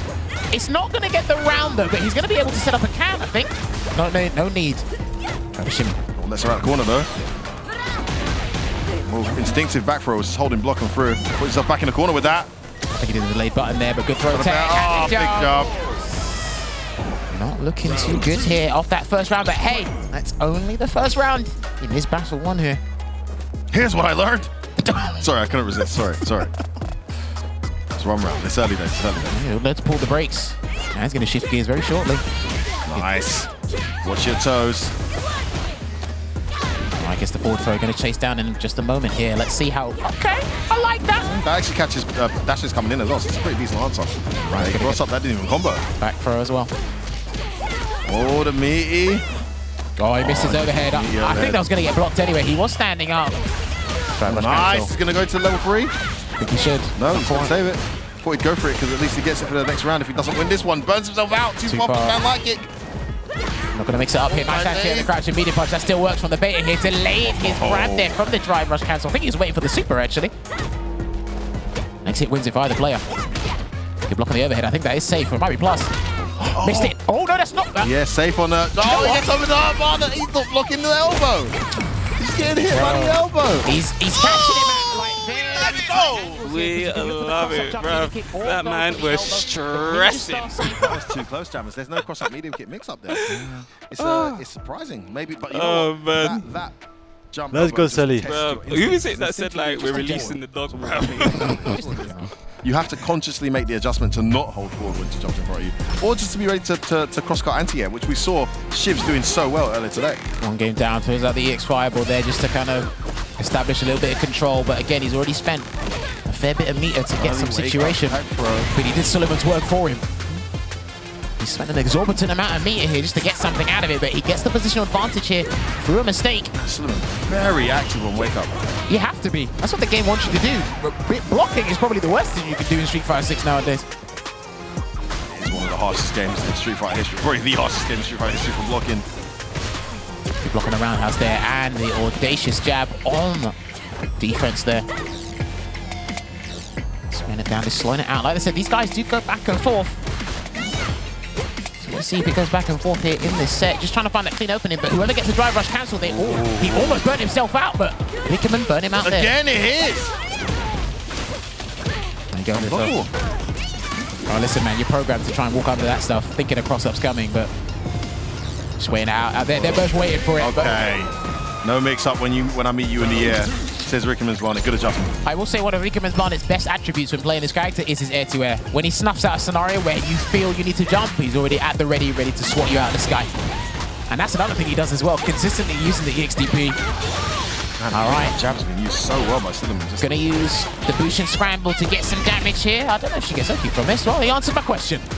A lot of Oki. Oh, the jab actually whiffed. So got punish counter damage there. Gonna go for the Shimpukaku. Throw. Can you get another one? Not quite. Oh, but he can't block it. He can't block it. Oh, he had it. Again, the jab gets countered. Oh, my goodness. Damn. Everything working for Suleiman. He gets his team to game point here in this first match. He's flying high here, F-Word. Let's see if Rickerman can turn this around. Drive rush in for the meaty. And nice anti-air. Nice meeting this time. Perfect parry. Back throw you go. And this is where she's been excelling. Good block on the overhead again. Great block. And he threw there. I think Suleiman tried to go for a throw bait maybe, but might work out. There's a delay. Oh my goodness, that's disgusting. He's got to spend it to Ninja Star Cypher. Get his drive gauge back. Put Rickerman in such a dangerous spot here. Limited options. He can still worm his way out of this dangerous spot. However, He blocks. Oh my goodness. He's got to firm it, mate. Oh, Cassidy's trying to backdash. He's got that level 3. Damage increase. Did he get it? He committed. He committed to it. It's the right choice. He saw any cancel he was going to level 3 there, and rightfully so. Listen, he's always looking for a gap in your strings, mate. Gets the lead here. In terms of life, anyway. He's going to get his bar back, and he does exactly that. Oh, he saw that coming. Too predictable. Well, you just react to the smoke.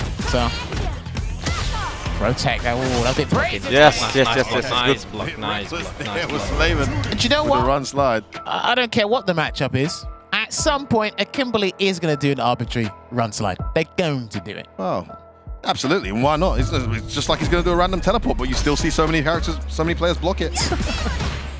All right. Good anticipation and reactions there. Rickerman's Bonnet back in this one.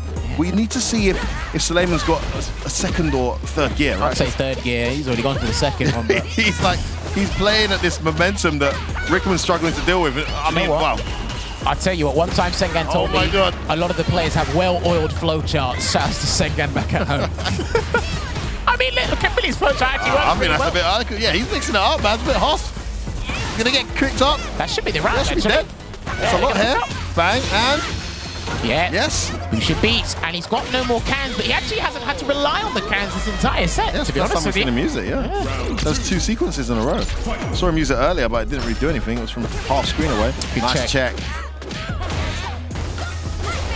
Oh, and he tried to do it. He actually missed execution. I was wondering that about this character. Does she have an option that is anti-throw tech? And there it is, but it's a bit weird to kind of land. Oh my goodness, Suleiman, please.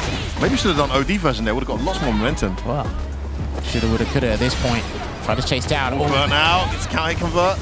Can Rickerman's Bonnet facing that boy again. That elbow's got him so much mileage. Suleiman in the corner here. Not looking too good. He's not looking for the sun yet, is he? Not quite. But Rickerman's probably waiting. Oh, where you going? Elbow drop. He's really trying to catch him throw tech, and it's not working nice out. Check. No anti here again. Just waiting here. Elbow drop one more time. Gets the meter back. Burns her out. This is a good situation there for Rickerman's Bonnet. But he can't burn himself out in the process, though, F-word. DI to generate some space. I like that. He's just hopefully catching the button too. Oh my goodness! What a check! No way! We asked if he had a different gear. We asked if he could slow it down. That's exactly what he did. Vamos. Playing a completely Him with the bad boys, Suddenly we saw a slow, you gonna do? walk back and wait patience to Suleiman. And that's the last thing Rickerman's Bonnet expected, right? I'm telling you, man. A lot of these guys play hasty at the start and then just dial it back. And that's something you need to do in Street Fighter 6. Just to kind of really this man tried to shit me 900 times. This man tried to shit me 900 times, bro. That's never him. With the bad, bro. That's what I learned, man did jump. You shut your mouth elbow. and take that hill like walk a man, back, yeah. jump, elbow, walk back, bro. This guy was flexing. I will give you an 8 out of 10. Come on, it's not bad Scottish accent. An 8 out of 10 is a very high score. Thank you. So I will give you that in the slightest. But you know what? Well earned. Again, another player on their debut, earning points here. Again, that was fantastic stuff there from Suleiman, and long may it continue. Like I said, I feel he's going to be playing a very specific role, and to get points on the board and to kickstart things, what better way to I love do the fact that he was put there to be counterpicked. Here I am. Come and pick who you want to play against me. and he got the job done as well away from home. But I've got to say, Rickerman's Barnet, man, the situation here where we saw one of the best performers last season. Complete turnaround. Already registering a defeat here, so didn't see that coming. So here's the big one. Joker Jokes gets to come up. And Guild, again, with another decent performance, starting off with those 10 points. We said Veggie Zangief, but we're not sure if that's actually going to be the case. This is my bold pick. If it isn't him, who could it be, Jammers? The thing is, I think Phenom should step into a new role. I think Phenom can handle this matchup as well. Like I said, I think this kind of works in Joker's favor because 0-0 Nation, as far as I'm aware, they lack the actual matchup experience against Joker as a player. But we will find that out shortly. But then, yeah, let's find out who Joker will be fighting in this next match. Over to you, Logan. Thanks very much, Jammers. That's right, here with Joker Jokes, Team Captain. What a great start this week for Guild. Definitely. Sully, the secret weapon, the beast. Let's go. Things going to plan. Who have you planned to face in this game? Against my opposing team right now, I don't mind playing anyone.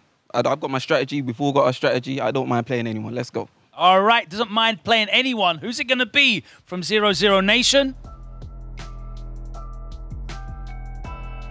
All right, Veggie, come on down. Making his debut. All right. New game, same character, I think. What's it going to be? Geef Classic? Zangief Classic. Lovely, brilliant stuff. Because it was Birdie Classic, Street Fighter 5. Same character that you want to play. Ah, that's true with Zangief. How are you finding Zangief in 6? Yeah, you just said you love him. How are you finding him in 6? I think Zangief is a lot better than people say. I think the first week, we all felt this way about Zangief because it's so different. But at the same time, he reminds me a lot of Street Fighter 4 Zangief. He's really fun, but there's some things that feel a bit inconsistent, and that is the most frustrating part. But I think he's strong, like he has strong tools. He's not bad. He's not as good as maybe a JP or a Ken, but he's strong. But the inconsistency is the only thing that can bother me at times. You've stepped up to face against Joker Jokes. What's the thinking here behind this matchup pick? I like the way Joker Jokes plays Street Fighter. He plays similar to me. And he's a very strong player. So I think that this can be a very good match and a good way to start by playing playing against a like-minded... Someone who's not a lunatic. Yeah, like a like-minded playstyle, which is nice. I mean, who knows what he will bring to the table, but I think either way, I think it will be a good match. I think so. All right, I'm sure it's going to be a great game. Let's get into this one. If you guys can both get set up at the desks, get your controllers set up. It is going to be Joker Jokes of Guild on the classic Cammy going up against Veggie of 0-0 Nation on the classic Zangief. Over to F-Word and Jammers on the desk. What are your thoughts on this matchup? Well, my thoughts on this matchup, I mean, we called it, didn't we?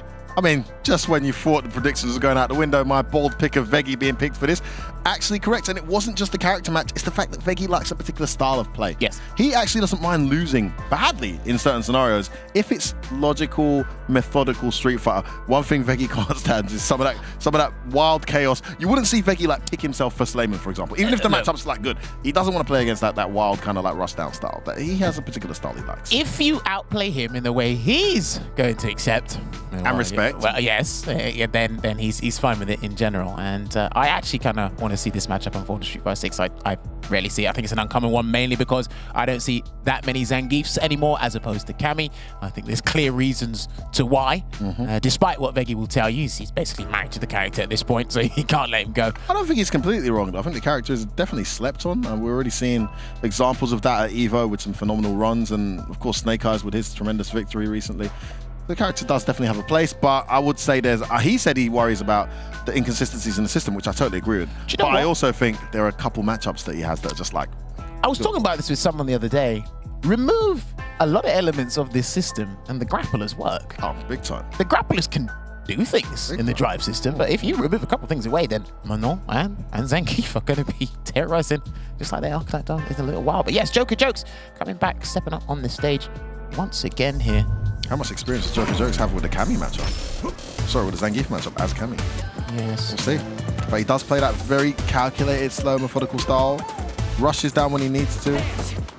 And it's the thing, I have said this about Zangief. I think Zangief's got some of the best frame traps in the game, to be honest with you. You're not really going to respect and expect him to do SPDs because it's just not in the cards, the risk-reward, but he does get a high damage output from those SPDs. But he's expensive for the wrong reasons. Completely opposite to Muriza, another big body in the game, but Let me slow down. There's the first hit.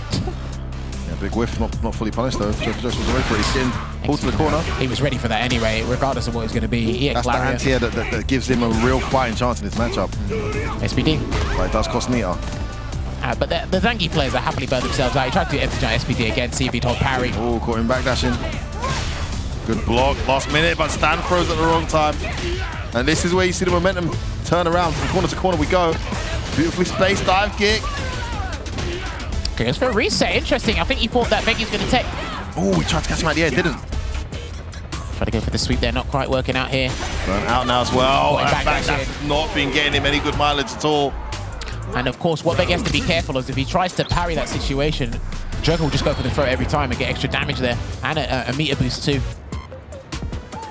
Yeah, good comeback there from wow. It's the unscripted sweep. Oh, the one command grab gets backdash. All right, blocks the Crouching Fierce. Now, Vegi's defense is interesting. He cycles through 4 options: backdash, parry, throw tech, and jump forward. He just cycles through the 4 of them. Let's see what he does now. Jumps over, Jump forward. There you go. It's absolutely worth it with Zangief. Especially. Gets open up again. Side switch. That jump not paying off. Gonna get burnt out if he's not careful. Vegi attacking that drive gauge, he gets it. Fantastic choice there. Just put him in burnout. Gotta go for the drop kick. If that hit, he would have been done. That would have been curtains, mate. Fully charged as well. But a good situation for Joker here. Just needs one opening. Oh, the check! This is his drive rush. Going to drive rush. Yeah. And he likes to do that as well. He will whip the lights and utilize. Here back. Oh, the jump! That should be it. Oh no! Everyone forgets the second hit does connect as well, but people think, oh yeah, because it connects once, surely it's not going to be active enough to hit me again. It catches everyone sleeping at the wheel at some point. I think these are the inconsistencies that Vegi's talking about here. I mean, sometimes these consistencies could be a happy accident, mate. I'll say that any day of the week. More Joker's mistake than Vegi's capitalization. But one apiece here rounds-wise.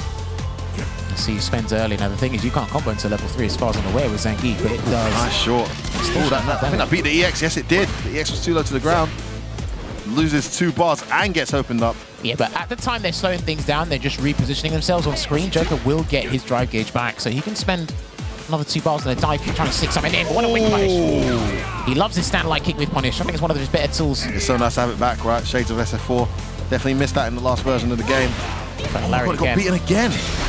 Yeah, that's what he wants to do, yeah? Exactly what he wants to do. You're not expecting the jump. This is going to be about 5,000, 50%. Good lord. All right, not too bad. Still in there, but in the corner. Yeah, he'll do that. Finds himself out just to keep the pressure on. He gets away with another jump in. Resets the pressure. Oh, opening. He's going to C8. No, he's going to side switch. He can burn him out. And that's exactly what he's going to do. He's in burnout, so the combo, he has to make it as long as possible. And it will be Delta Red Assault, the CA version. He's got the highest vitality in the game. I think he'll survive. Yeah, Judge, Jury, and Executioner. Oh, boy. Okay. He's very lucky, because that was after a stun. I'm not sure if that was punishable. No, look meaty. Even though, but I'm saying, because he was not in burnout, afraid that it didn't change. Nice pressure, spends the 2 bars, gets in. Okay. Tap, caught him stuttering. What a clutch turnaround from Joker Jokes. The side switch was absolutely crucial. Went straight into the DI. To the corner you go. Remember, Zangief's one of those characters that suffers like DJ, right? Because he can only use level 2 to interrupt button into DI or something like DI that. Because his super is basically an aerial super, or anti-airs. So-called anti-airs. Man, nice set so far. Very clutch from Joker Jokes. Some great moments from Vegi as well. This is what he likes, man. Gets the punish. Rush cancel, going to take him straight to the corner here as well, and get some Oki. He dive kick space and get him on the toes. Dirty his shoes, mate. Whiff. Jumps out again, but punish can't manage to get the recovery. He tried to throw take that time. Joker Jokes looking great here. Number 1 should kill. There you go. Gyro drive smash going to close it out. But you see what I mean? He cycled through options, and sometimes they all work, and then the other times they never work. It's what I'm worried about when someone cycles through all the options. You got to make some reads though, man, I guess. Of course, 100%. Blocking such a risky thing to do in this game, especially if you're not reacting to things that punish that in the corner. I think if you can just identify as a player the order of which Vegi's going to make the choices and where he makes them on screen, I think you're on track to getting the victory, but you can always turn things around here. Joker's been so good at switching the momentum when he's needed to. That crouch medium especially. Gonna get the pressure. I think he's trying to run away again, and it didn't quite work out. Throw. Reset. He's trying to escape again, and that's going to be nice. Joker Jokes takes it. What a phenomenal start here from Guild. They get themselves 20 points here up against 0-0 Nation, one of the favorites from this season, I must say, and one of the best performing teams from last season. That victory, absolutely humongous. Joker Jokes clutching it out and getting that win, Jammers. Slowed it down. Obviously cranked up the gears when needed to. Accumulated the points because he did lose to Valmaster last week, but again, making amends and giving more points to Sky Guild on the boards here. But then, surprise, surprise, we're back in a very similar scenario to last week, Effort, aren't we? Similar scenario to last year, but the other way around. I remember Takamura's team being 20 points down going into 0-0 Nation match and then having to play against Phenom. This time it's the other way around. They're 20 points up with his new team with Sky Guild. I mean, we're just making assumptions. That's got to be Phenom. Come on. Come on. Come on. 100% correct prediction rate. Come on, we got this. We got this. All right, you stick with Phenom. I think they might pick Venom for the bonus game. If it goes down to that point, I just want to argue with this guy to argue. I argue in bad faith sometimes. But, hey, do you know what we're going to do? We're going to hand it back to Logan because he can just deliberate while we just argue over here. So, all yours, Logan. It's time to speak to the anchorman himself. Game 3, it's going to be Takamura. You looked very, very good in the week 1 fixture. Obviously, we weren't able to get the win, but now you're in pole position. 20 points up. The pressure's on you, but it's first to 3. Do you prefer the longer sets? Yes, I prefer the longer set. More time to adapt. So you're sticking with the Ken. We've been very, very excited with your Ken play. Do you think that we're going to see a mirror match with you and Phenom today? I hope so. He hopes so. Let's find out if we're going to get that. 0-0 Nation.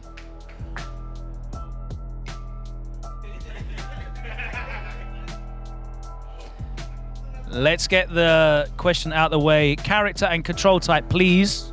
Mod. No, I mean classic. Classic Ken. Classic Ken. Classic Ken. Once again, we find ourselves in the same situation. You are 20 points down.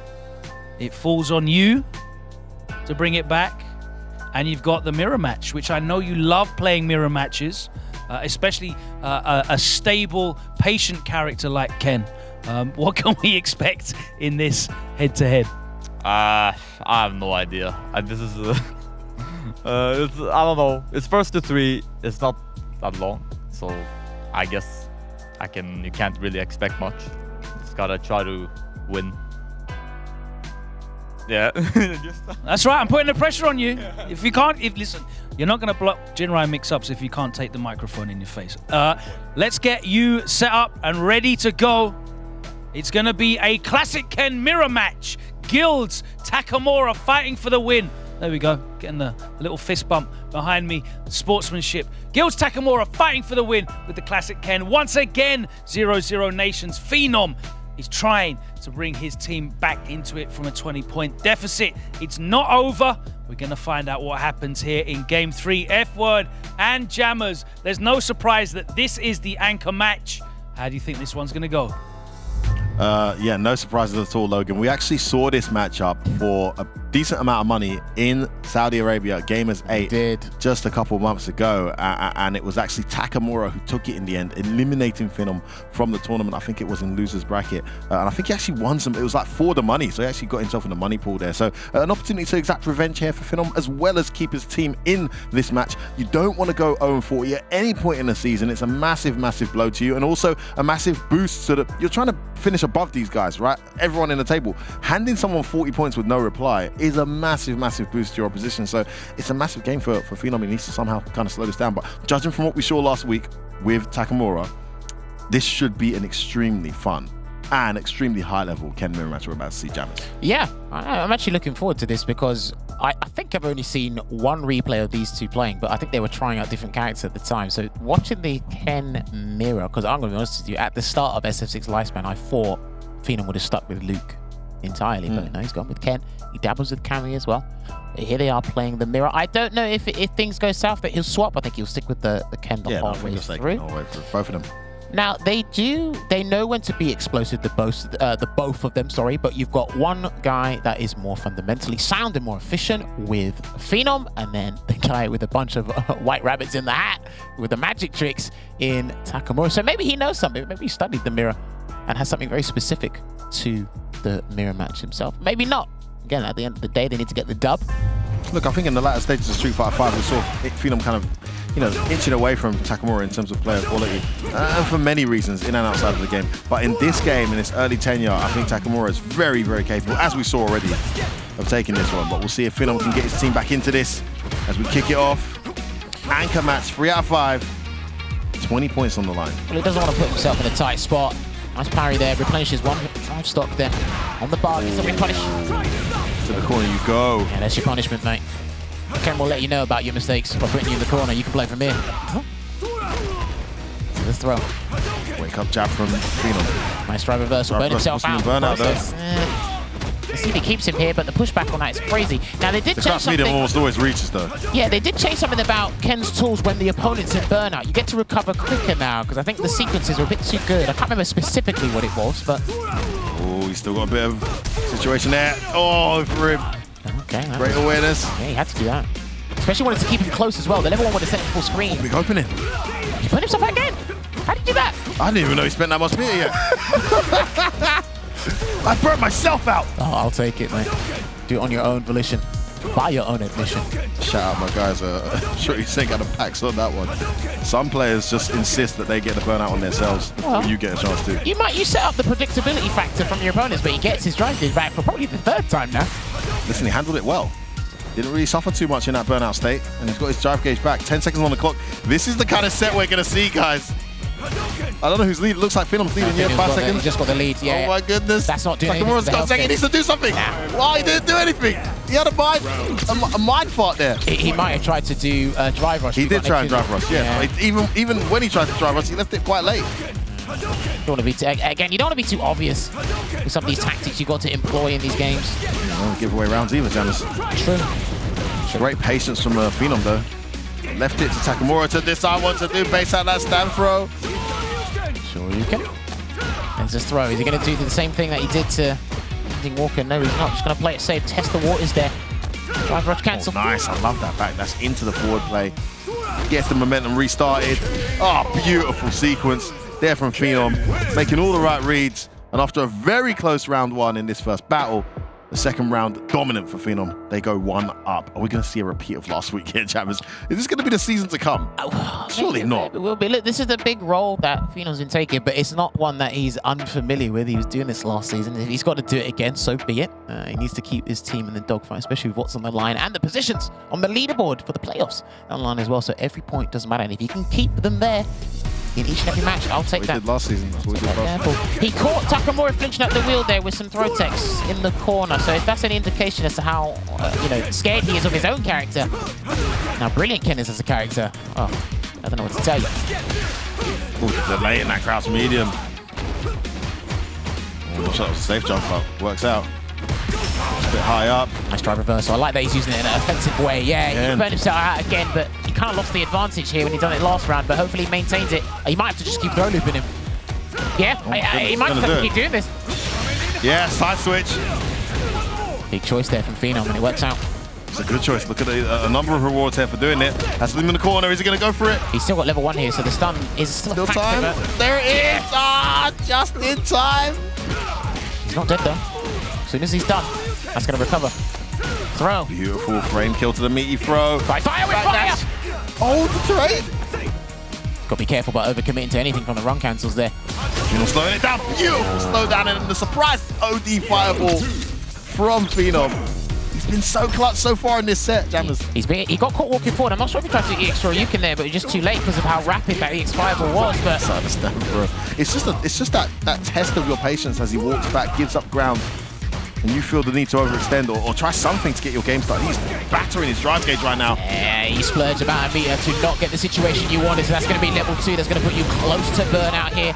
And a nice 30% run behind it. Oh, that works. Oh my God. Nice. My goodness, this is turned around big time. Yeah, there's nothing you can do. Nice.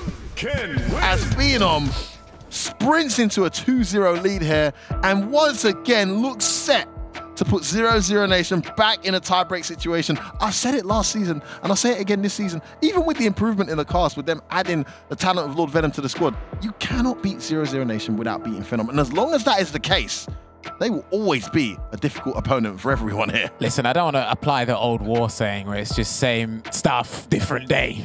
Because that's exactly what's happening here. Do you know what? I've got to give credit to Takamura for at least trying that scenario there. Just a misjudgment on the spacing. I'm not sure if either of them knew that was going to miss.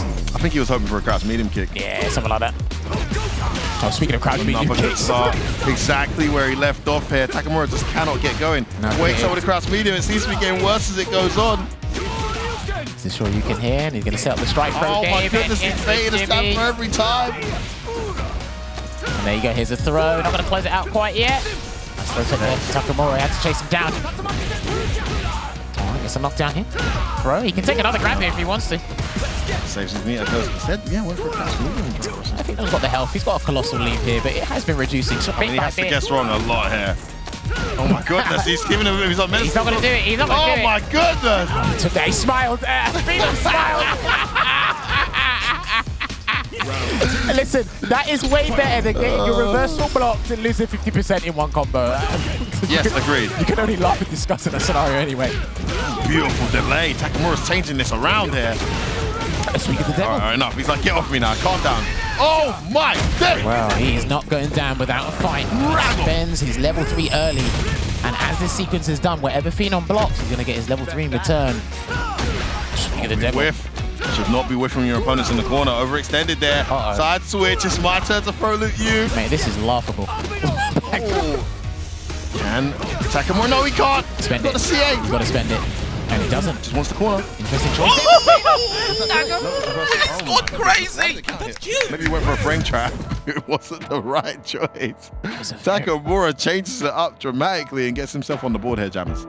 I don't know. Like, again, we're not in the driver's seat, so some of these level 3s where we think it's the most logical thing and the right thing to do, the guys are not doing it. And then you're giving the guy a sign of life here to do what he wants. Even if he gets his wrong, you've given him another scenario. Like, oh, you'd have a level 3? All right, I'm coming back.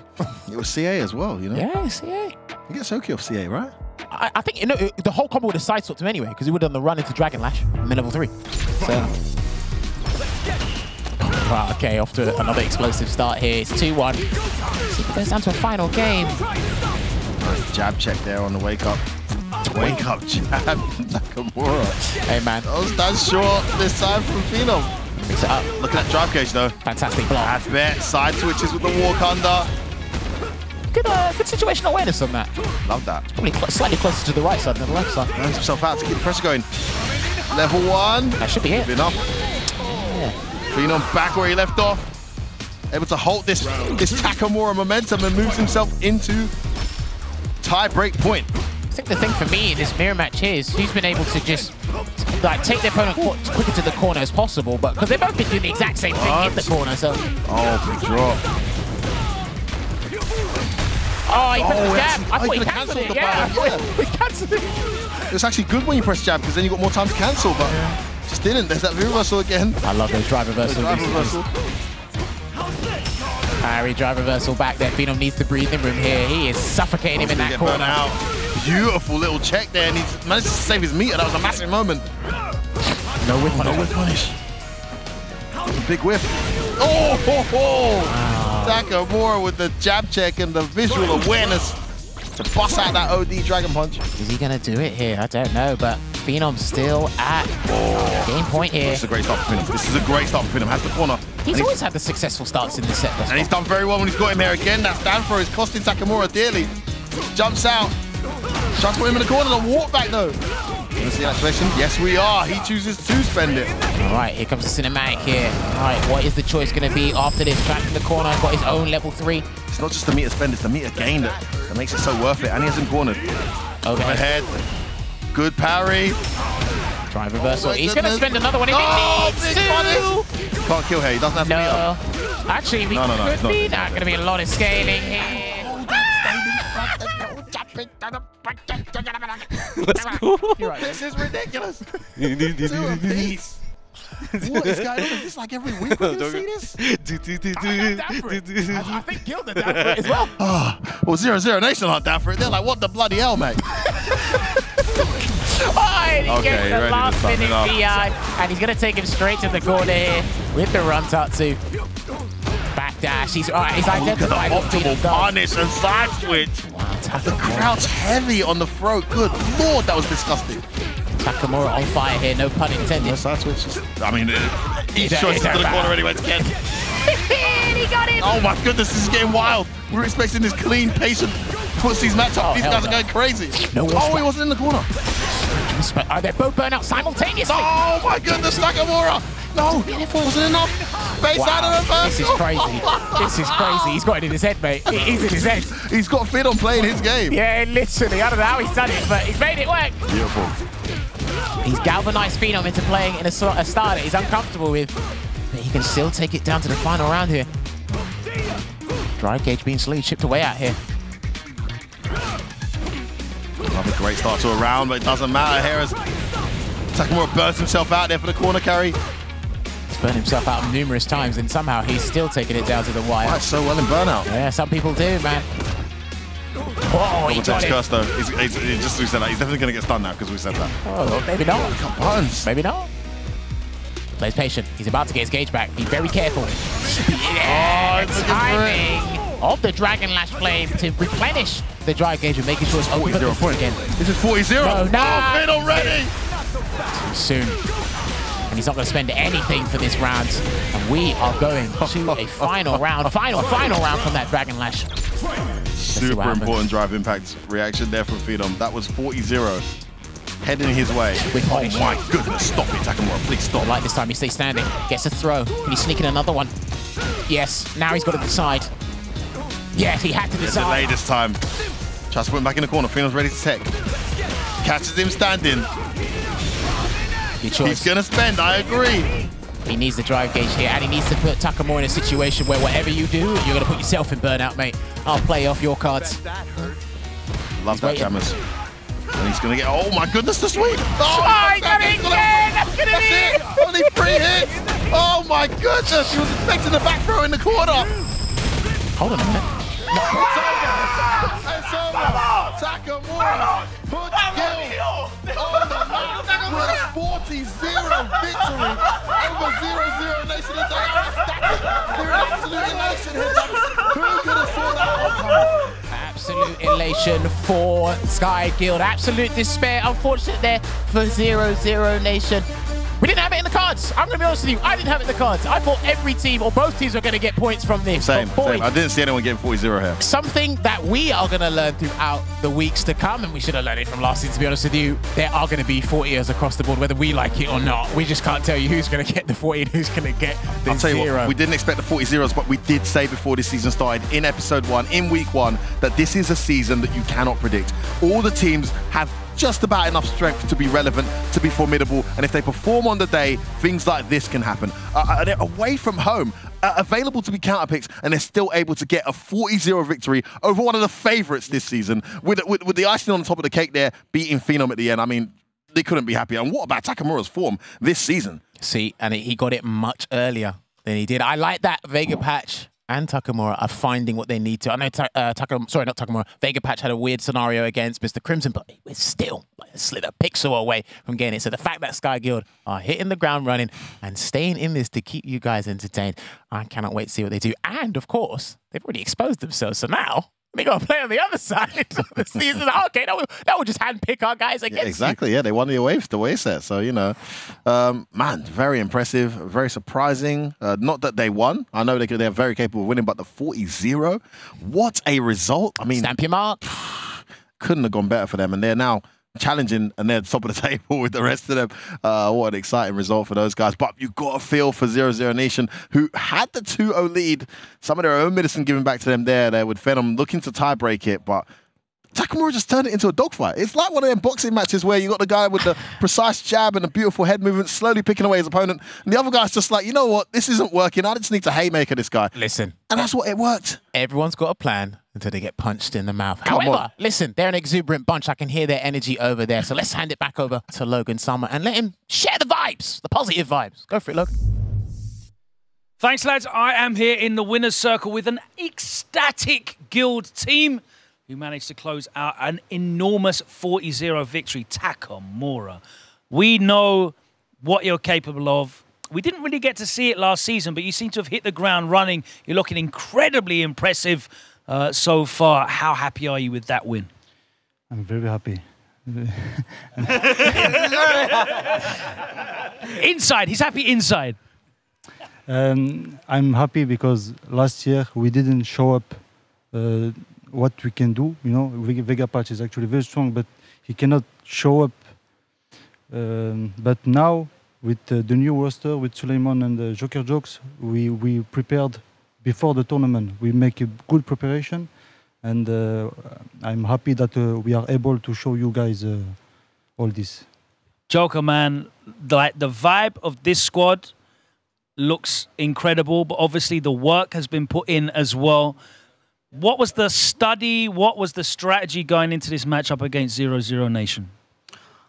The strategy, you know what? They actually threw us off when they picked Veggie. We thought it would have gone a little bit different. So, you know, to have this outcome being away is an amazing thing.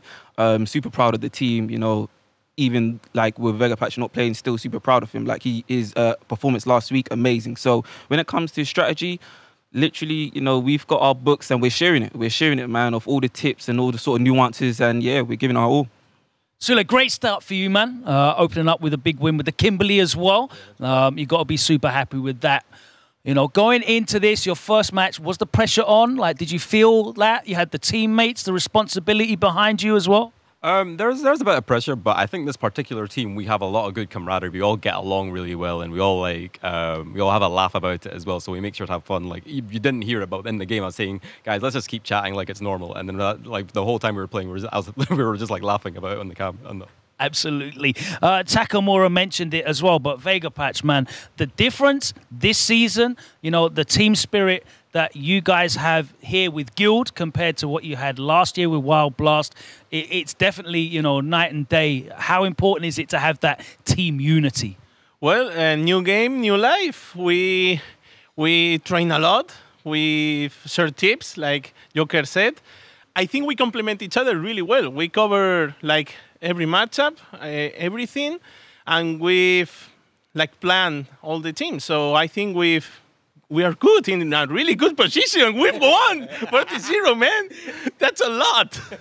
You can't be in a better position than 40-0. Absolutely not. A fantastic result here for Guild. But we still have one more match to go. And it's already better than week one, which I didn't think would happen. It was the greatest start we could have hoped for in Street Fighter League Pro Europe 2023. Week two's been even better. And guess what? We've still got the marquee match 3 to come. It's an all-French affair. BK Rog against BMS. We've had players switching sides from last season. We've got brand new faces as well. It's going to be an incredible match. We'll see you after this short break. It's week 3, Street Fighter League Pro Europe 2023.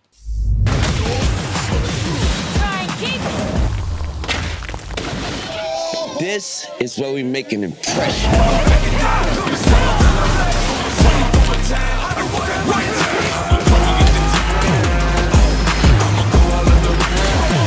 This is where we make our masterpiece.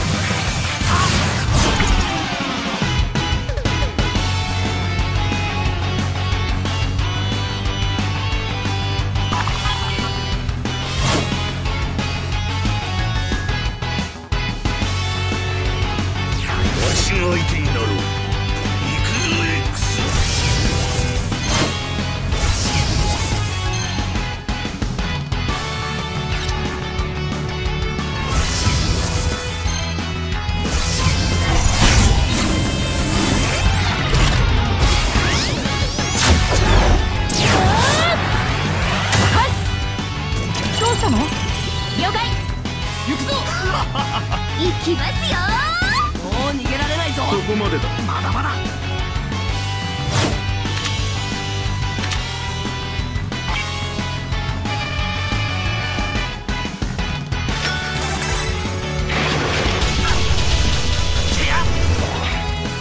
やるしかないのか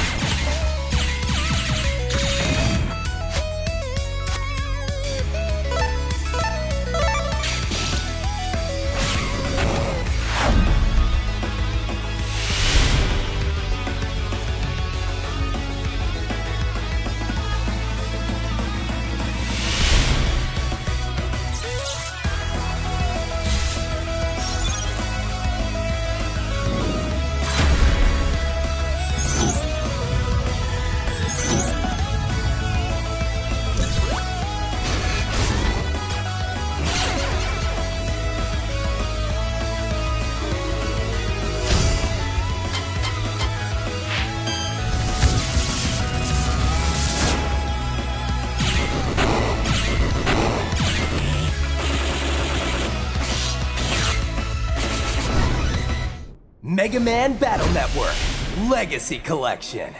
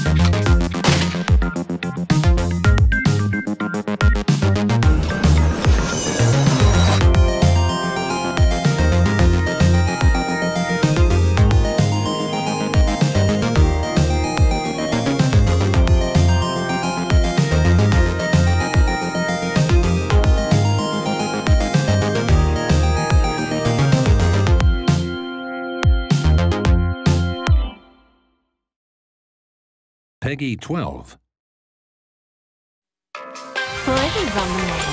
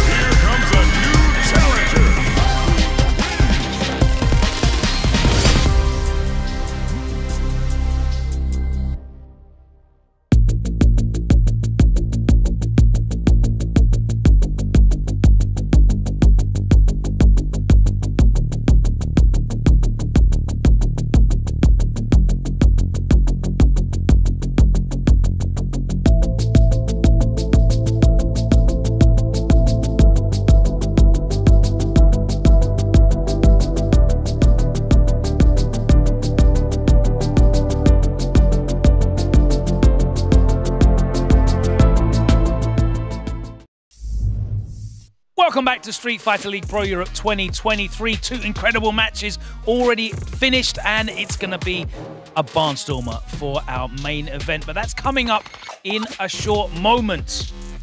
Right about now, it's time to decipher some of the jargon, some of the lingo, some of the more advanced terms that are being used all across this broadcast by our highly professional pair of broadcast talents. That's F-Word and Jammers. What have you got for us this time, guys?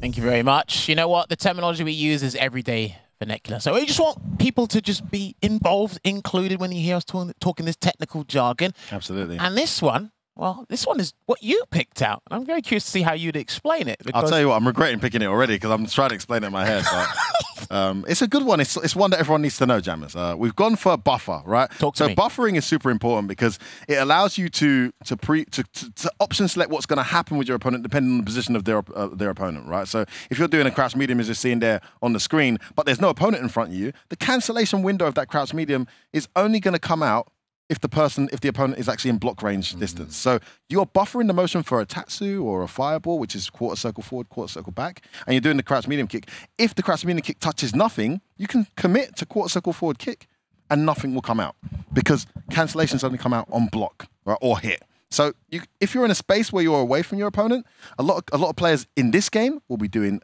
Kami, Ken, Ryu, stand short, buffer, drive rush. Very deadly, very scary tactic because obviously off that drive rush, if it hits, they get the drive rush, they get the combo, they get the sequence, they get the carry. If it doesn't hit, stand short comes out, nothing else. So super powerful tool, not one that requires reaction. You can commit to the buffer and it allows you to control the space that your opponent's occupying. It's a very risk-averse tactic there. So please, if you didn't know what it was and you were already doing it subconsciously, well, now we've told you. Hopefully you get this down. But yes, that is going to be buffering. I'll give him a 9 out of 10 for that explanation there. But yes, we're going to hand it back over to the host so he can actually introduce the teams for this final. Be quiet, so I'll hand it back over to Logan. Over to you. Thank you, Jabbers. I won't be forgetting that one, bud. Buffering, of course, is also what Femi's brain does when he has to perform on stage at EVO, I think. Let's get into match number 3, and it's an incredible head-to-head. It's an all-French affair. Our first team could not have started any better than they did last week. A 40-0 sweep against Wolves. Let's see if they can keep that momentum rolling. Please welcome into the arena, BK Rog.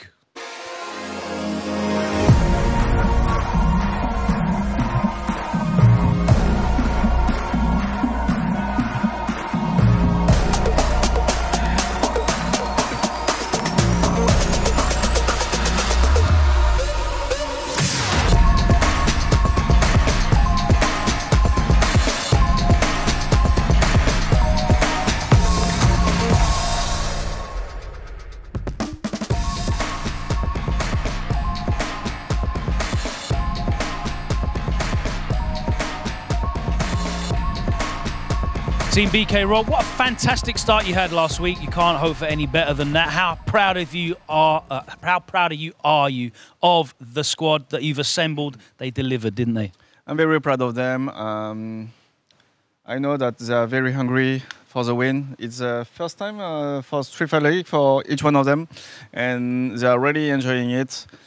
It's still a lot of pressure because it's a team tournament and the level is very high, but I trust them. Absolutely. We'll see how they perform under the pressure, though, as you will be going up against Team BMS.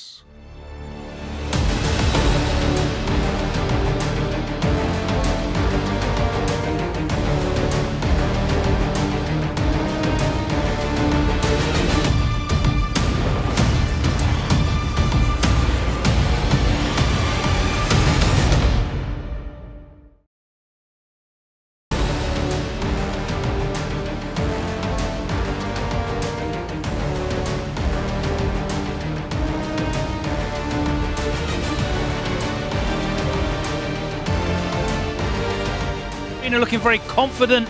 Now, of course, we had this matchup locked in as our marquee match today. How important it is for you guys to stop the momentum here of BK Rog? You don't want them putting up a big score this week, right? Yes, of course, they won 40-0 last week. So we really need to calm them because, yes, they are very, very good right now. So we are very confident and we will do our best. I can't wait to see it. If you guys want to take your seats in the home stand, we'll find out exactly how this final match is going to play out. Of course, you know already, the away team has to put forward their lineup of players, characters, and control type. The home team will be able to counter those selections as we play through the games. So without any further ado, let's hand it over to F-Word and to Jammers as we find out BK Rog's lineup. That's right, Logan. We're going to find out the lineup. And at this stage of the event, it's only a week in, right? Second week. But this is arguably Clash of the Titans right now for going by form. And the order they're going to go for here is going to be Nassim Claw going first, available to be counterpicked with that Honda in classic mode. Then Kusanagi, the young protege, going with his extremely impressive Luke, classic controls again. And Kane. Wow, Kane, the new kid on the block in Street Fighter, really, with his phenomenal performance, of course, at Brussels and in general, last week he was outstanding as well, is going to be anchoring. We're seeing some new debutants anchoring here, Jammers. But before we get into that, how are their opposition going to respond to this? Well, I went ahead without you. I made the predictions myself. No, we both made the predictions. What are you talking about, bro? You didn't do anything. Okay, if you get it right, then we made the predictions together. But if we get it wrong, yeah, sure, you went ahead without me, bro. I mean, that's how you want to think about it. We can Sounds go good with that. to me, but yes, bro. Luffy's sitting out again because I think statistically on paper, BMS is just a bad matchup for him, players and character-wise across the board here. Now, Nassim and Crimson are training partners. They actually play rigorously together. That's why I think that would be a very good first match, yeah. Kusanagi going up for the second match, defending his spot. I like that too. Him going up against Kills You would be a good shot. Master, but I've gone with Kills You. And of course, statistically, on paper, I've heard that Gala is a bad matchup for Ken. But Kane did beat a Kane in the grand final. Pretty badly at Brussels Challenge. But that was a while ago. You might have worked on it since then. Honestly, I'm not disagreeing with all your picks, apart from I think Crimson maybe applied somewhere else. Maybe. I could be right. I could be wrong. Could be for Kane in the anchor. Obviously played anchor before. But it's not our place to say. It's their place to say. And over to the main stage with Logan to find out how the home and away teams will be faring. Thanks very much, F-Word. That's right, I'm here with Nassim Claw. Had a winning start. Great confidence for you. Who are you expecting to face on the other side today? I honestly expect to face my brother Akainu. Okay. Yes, I like face him in tournament. I never won against him since Street Fighter 5, wow. So I want to improve. This All right, it would be a great time to do it. Of course, this is probably the team in Street Fighter League that you know the most about, having played and trained with these guys for so long. How's your preparation been for this match? A lot of practice. I have no miracle solution, so just practice. All right, hopefully it's going to be a well-practiced performance. Let's find out, if you want to take a step over there, who is going to be the player. And the prediction from Nassim Claw was correct. It is going to be Akainu. Can you confirm which character and control type you're going to be using? I'm going to use a Guile and I use a PS4 controller. Classic or modern? Classic. Classic, of course. Nassim says that you've played many times. He's yet to beat you. Is that going to continue today? I hope. I'll try my best. Okay, I can't wait to see this one. As our first game is ready, if you guys want to take your seats and get set up, we'll see a little bit more about this. A matchup that Nassim says he has yet to win all the way back since Street Fighter 5. That's a lot of years of competitive head-to-heads. Is it going to change today? F1 and Jammers, what do you think? I'll hold my hands up high. That stat that Nassim kindly gave to us, I actually didn't know that. So my brain is buffering, Logan, as you so eloquently said. That's news to me. I mean, these guys have been slugging it out in Street Fighter 5. To think that he didn't beat him in Street Fighter 5 in competitive play ever, that's crazy. And he's gone ahead and picked Guile again. This time he's switching to Honda. I mean, I had no idea. And Nassim Claw is a very solid player, so that's impressive from Akainu. He is. So the fact that he's revealed that, and they both knew that as well. So the fact that he's basically not involuntarily called him out, but he said, "Look, that's your best pick." The fact that the guy that I keep losing to is my demon, and he can get you 10 points here off of historical situations here. It could turn around. But it's continued in 5, right? This is in six, sorry. Yeah. So yeah, man, it's a tricky one. What's going in his favor? He's in tremendous form, winning last week. He's up against Akainu, who's yet to feature at Street Fighter League this season. You know, we'll see what he can do, man. It's one of those matchups that we would say Guile has a pretty decent edge in, but I've seen Hondas make it tricky. I've seen them they can catch him off guard and be unpredictable enough. I've seen them make it tricky. Just because of how the drive system works in general, how robust it is, you're systematically still in any matchup. Obviously, there's some you can make the winning matchup. They have to work for it. And I've actually said this. I think you were there when I said this in one of the ICFCs at some point. You can tell what a good and a bad matchup is for a character depending on how they spend their drive gauge. Yes. Are they spending it out of choice or are they spending it out of necessity? If they're doing the latter, it's not as good. You're making a comeback where it's not as good as you want it to be. And sometimes when you're spending it out of necessity, it's kind of equalize the situation. When you spend it out of choice, it's like, oh, I can do this because I want the extra damage and to deplete your drive gauge. So we're actually going to see that a fair bit here. How much drive gauge is Nassim willing to exhaust just to put Akainu on the ropes? It's a tall order. It's not impossible. I know the French are very flamboyant with their fighting games, but I didn't know they'd be that. I didn't think they'd be that gung ho about getting into it. I know it's Street Fighter League, but good lord, you know, Slugfest City. Okay, no. I don't think your captains would be happy about that. I'd get a smack on the back of the head if I did something like that. I mean, we've already heard from American haters the EU playstyle's random. That wouldn't have done our argument any favors. What all? You know what? They play with no risk. All right, starts up here. Let's check. Okay, to the light headbutt there. I need to actually check the good angle on jumping. Yeah, just the anti-air frames that the headbutts actually provide, which one's the best one for it. I think it's still the heavy one, but getting the perfect parry, but not taking advantage of the forward movement. Dash.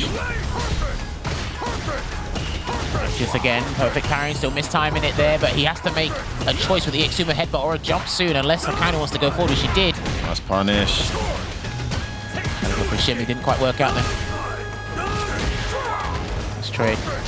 This is what I mean about the decent positional trade. That's what I mean about the drive gauge situation, right? Look, he's had to spend it out of necessity to get what he wants, but he's gonna crouch fierce. He's about to get the drive gauge advantage here, while Akainu slowly replenishes his gauge regardless, because nothing's really happening outside of him just hurling out sonic booms. Oh, almost got the perfect parry timing there. Left that quite late there, Akainu. He's gone for throw after both butt splashes now. That's a bit out of flash kick that early throw. He's waiting there. Parry bait. I think he's waiting for a cancel from one of the mediums. Always links. I know how much you love that conversion. Good block. No. Not the right call. Went in, baited him out. Good start from Akainu. Damn, he splurged bar. That could have been vital for the next interaction, but he's going to do the tempo slaps and take him straight to the corner there with the sumo headbutt. And charge up with the sumo spirit. Just again, just wait for that opportune moment here. I don't know when he's going to spin the bar to get a really big hit, but the thing is, he's got a little bit more health up than above average, but... Oh, he's going to go for level 3? Yep. Yes, he is. I don't know if I'd be going for some of these sequences with Nassim. I almost feel it's better to keep the pressure on. Stay in front of Guile. He seems to be going back to full screen when he gets a hit. But he needs to get a pressure sequence in the first place before he decides which one's good. Well, he had one at the start of the round and he decided to go full screen and skill up. Yeah, nothing's really changed about this scenario. Gets a throw. Oh, he could have blocked that actually. He committed to the second button, so... Yeah, just going to wait it out here. Good block on the bazooka knee. Oh, nice. Not quite. Not your turn.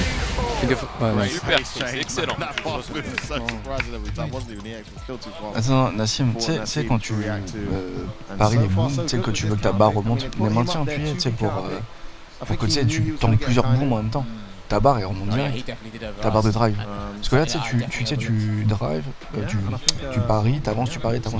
Mais en fait, si tu paries, tu maintiens, tu t'envoies un deuxième boom, mais en fait, tu reprends tout ça. Ça, c'est important hein, dans ta gestion de la barre. Parce que si tu mets la chope après, tu t'en fous. Tout à l'heure, t'as vu, il t'a mis la chope, t'aurais pu level 1. Ouais. Il a fait chope, il fait drive rush chope. Ouais, il a pris le sumo buff. Level 1 dans drive rush chope. Mais après, vas-y, en vrai, concentre-toi sur comme t'es là, tu t'es bien. Yes, you're going to be losing a bit of gauge, but then that's going to kind of goad Guile into coming to you to try and get that punish counter throw or get some sort of conversion. If he's not going to change up his rhythm into terms of defending against Sonic Booms, this is going to be the most comfortable victory I've seen in this week's set of matches thus far in SFL. Nice jump. Big jump. Sometimes you just got to go forward, you know? Yeah, okay, that's better. Goes in there for the pressure this time. Still gets pushed back to full screen. Yeah. But only because I kind of made the right call on wake up. Yeah, the corner. Cancel. Yeah, he's changed it up. This is actually looking more like a Honda round. Can he make it count though? Okay, I think he tried to catch him pressing the button or doing that throw. Maybe he was trying to put him out, which actually worked. True. Nice flash kick reaction there from Akanu. This is fine. As he does the Sonic Boom game, he still gets that drive gauge back. Oh, again. Love you all correct. Worth doing. I mean, he's got a flash kick every single one of them to be correct. Got the perfect parry into the OS jump. Still anti-ed. Wow. I think it's just OS dash. Even if you're at a life deficit, if you've got an abundance of drive gauge, you can still make the magic happen. Nice, caught him in the air. That's massive. Just pixel away from winning this now. Nice. Use the stop sign to go over the Sonic Booms. Oh my days, all the answers. Akanu, you brick wall, please. The armor break, not looking too good here for... Wall splash. Deer in headlights, mate. Deer in headlights. That was so risky, but it paid off. He couldn't DI back because of his health. I don't think he's going to commit to another EX flash kick there because of the scenario. So it's just the jump I was watching out for. Good spatial awareness though. There's the headbutt, looking good here. Nassim Claw turning this around. Nice, trying to get the command grab there, but Akanu ready with the flash kick. Nice check. Gets the low. Is he going to super? Yeah, he's got level 2, surely. Yeah, ultimate killer ran. I don't think that's going to take the round, but no, not even close. A nice dangerous spot. Ah, okay. Oh, puts him out of corner again. He did that last round. Oh, what a punish from Akanu, and he's got a corner here. Can still win this, F-word. Bad situation from Nassim Claw. Why did he put himself in the corner here? Uh-oh. Meter has to hold all this heat. Needs to walk guard backwards somehow. He's doing exactly that. Yeah, I like that he's mixing it up. He's jumping, and neutral jumping to avoid Sonic Boom to allow. Fantastic. Voilà, gros. Ducking headlights again. Super. Sorry, they're in headlights. En fait, tu sais ce que t'as fait? Les sauts verticales. Le fait que tu mets tout le temps en garde, les jeux de Sonic Boom, il est bien lui, ça le permet de poser son jeu de Sonic Boom. Faut pas que tu laisses poser ce jeu-là. Le fait de sauter verticalement, ça le perd dans son jeu de Tu vois là, deux choses importantes. Un, tu vois là, le début de game, vu que t'as beaucoup de drive, tu peux te permettre de bien faire le pari vers la fin. Parce que du coup, si t'arrives à faire la fin, tu peux faire le pari si t'y arrives. Si t'y arrives pas, c'est pas grave. Si tu paries pas, ok, le début là, je parle. Si t'as pas beaucoup de drive, c'est pas grave, vaut mieux parier. Mais là, en gros, dès le début, fais bien le pari late, comme ça, perfect pari. Tu vois ce que je veux dire ou pas? Tu fais bien late et même si tu le rates, c'est pas grave. Tu vois ce que je veux dire? Au début, je parle. Deuxième chose, tape moins parce que là, à mon avis, t'as trop tapé. Peut-être qu'il va taper maintenant. Tu vois ce que je veux dire? That was a nice part of the game that he started employing as well. But when he got in, he stayed in, which I think was the biggest difference. He had 2 big openings in the first game and just kind of did headbutt and went back to full screen, which I just don't think is the way you need to play this matchup with Honda. I'm not sure why he was doing that. All of a sudden, he's made a couple correct reads after getting in, and the sequence has left him with a life lead that Akanu struggled to recover from. Now we're at 1 apiece. Sometimes I think your overall strategy, your base strategy is actually not entirely wrong. It's just the decision you make. Okay, do we start from square one again and go back to doing it because it is a consistent basic game plan, or do we switch it up? So he's doing fine. Again, he just had to believe in the reads that he made and like, okay, I earned this offensive pressure, let me maintain it, you know? Let's check again, that is -4. There you go, just blocking all the normals here. And I always find it interesting what guys do after crouching media kick and so back kick on block. Do they back away, they try and steal a turn? Jeez. There's a whip punish on the crouching media kick. Speaking of the devil, I don't think that was the intention, but it worked out regardless. Oh, wow, the trade works out in his favor. Of course, that was a drive rush crouch medium. Lots of hits done. With the head there to the conversion for the flash kick. Oh, we had to hit. He gets the throw bait. Akanu switching it up here, going into offense mode. Catching Nassim Claw out, gets himself into game point here. 2 back, that's a start well, yeah, let's see how he's going to try and navigate this Sonic Boom obstacle course this time round, or he's just going to engage with the normal, see if he can get a whip punish here. He's just going to walk forward. Yeah, a lot more drive rushes this round from Akanu. Burns himself out here just to keep the pressure on. Gets the hit. It's a nice conducive spot for him, so I'll take it. Back throw. Put himself in the corner there with that though. Should have been a forward throw. Ah, and he looked for it too early. Ready to punish. Oh, he had level 3, but I don't think he was going to input it anyway, regardless. Burn out now. Oh, that's going to hurt. Just that's a sweep. Yeah, that's going to be a horrible situation here. Oh, he's done. That's done. There. Oh! Surely. Unfortunate. Tried to the level 2 to go for the Sonic Boom, but Gar recovered in time. And Akanu puts his first set of points on the board for Team BMS, taking it over Nassim Claw. in that game one. 100% record continues, Jammers, but man, it wasn't easy.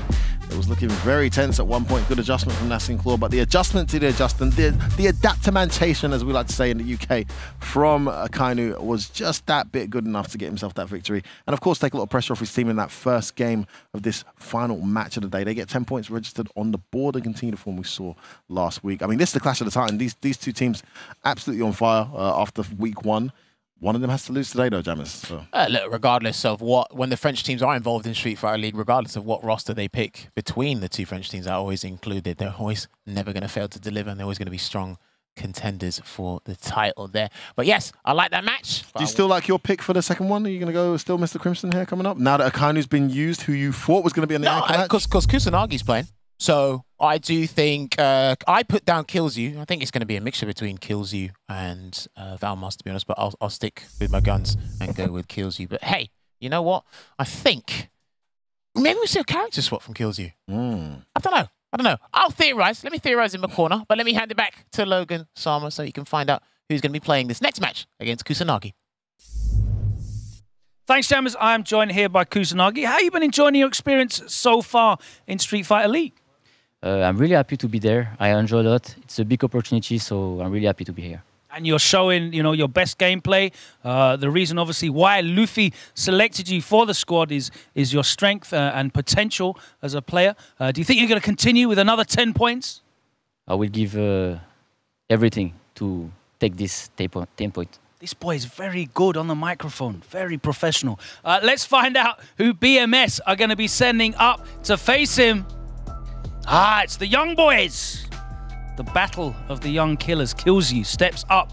Which character and control type will you be using? I will use Jury in a classic. Jury in classic going up against the Luke. How much experience have you got playing against Kusanagi? I played him maybe 2 or 3 times, so I always win, so I'm very confident, but I will do my best. Okay.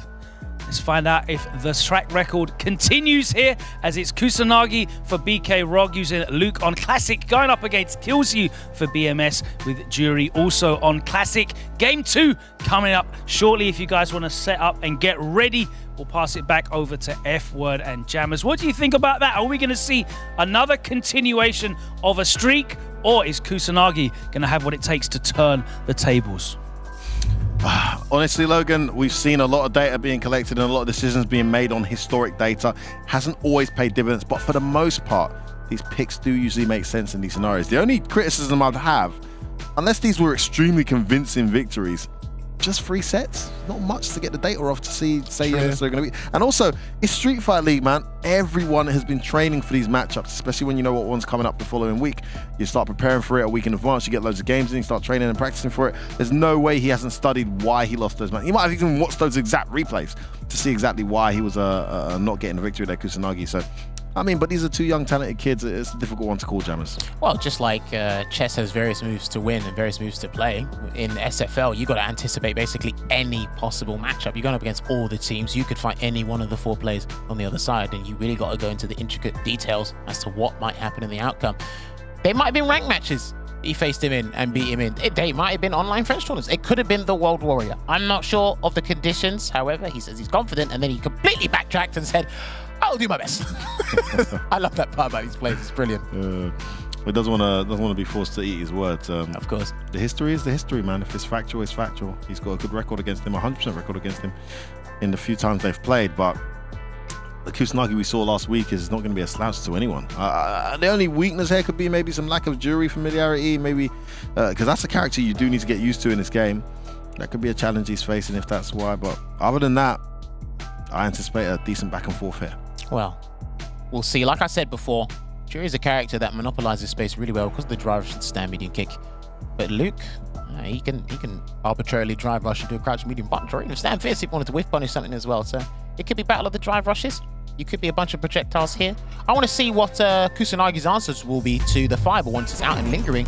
That could be a solution as well. Well, and he drive rushes in, round start. Yes, there's the answer to the fireball, bro. Well, there you go. He stopped him from storing. Oh, what a start. Overhead. Oh man, he's off to an explosive start, F-Word. Oh, nice backdash there. Saw him trying to get away. There's the low. That's the round. Yeah, that's the round. Good lord, what a start from Kusanagi. Wow, I think maybe took those comments personally. Somebody had their again. Oh, we actually had the hit. These rounds start like tactics. It's so scary with all these players. You just don't know what's going to come. Let's jump forward there. Whole scenario entirely. Perfect parries. Okay, but Killzu was already in the midst of doing his like drivers with the button. So back throws into a corner. Oh my days, beast mode, baby! And that combo, he's going to land the eraser here, and he's going to put Killzu in a very weird spot. And he put him again!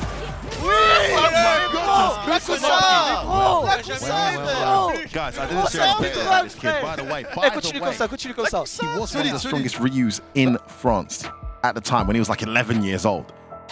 But he eventually graduated and evolved to a Seth. Oh, his Seth. And at one point, his Seth was winning the local we call them ranking battles against all the French, including Luffy, at one point. So that Rago's playstyle is still in him, as you can clearly see. Empty jump DP, no F8DC. He did those things. So Rago overhead isn't surprising me right now. Is it sustainable? Is it going to be enough for a first to two here versus Killzu? We'll see. This kid is magnificent, I gotta say. I love watching him. Oh, no cross cut. Three-piece. No conversion there. No cross cut on the other side either. Okay.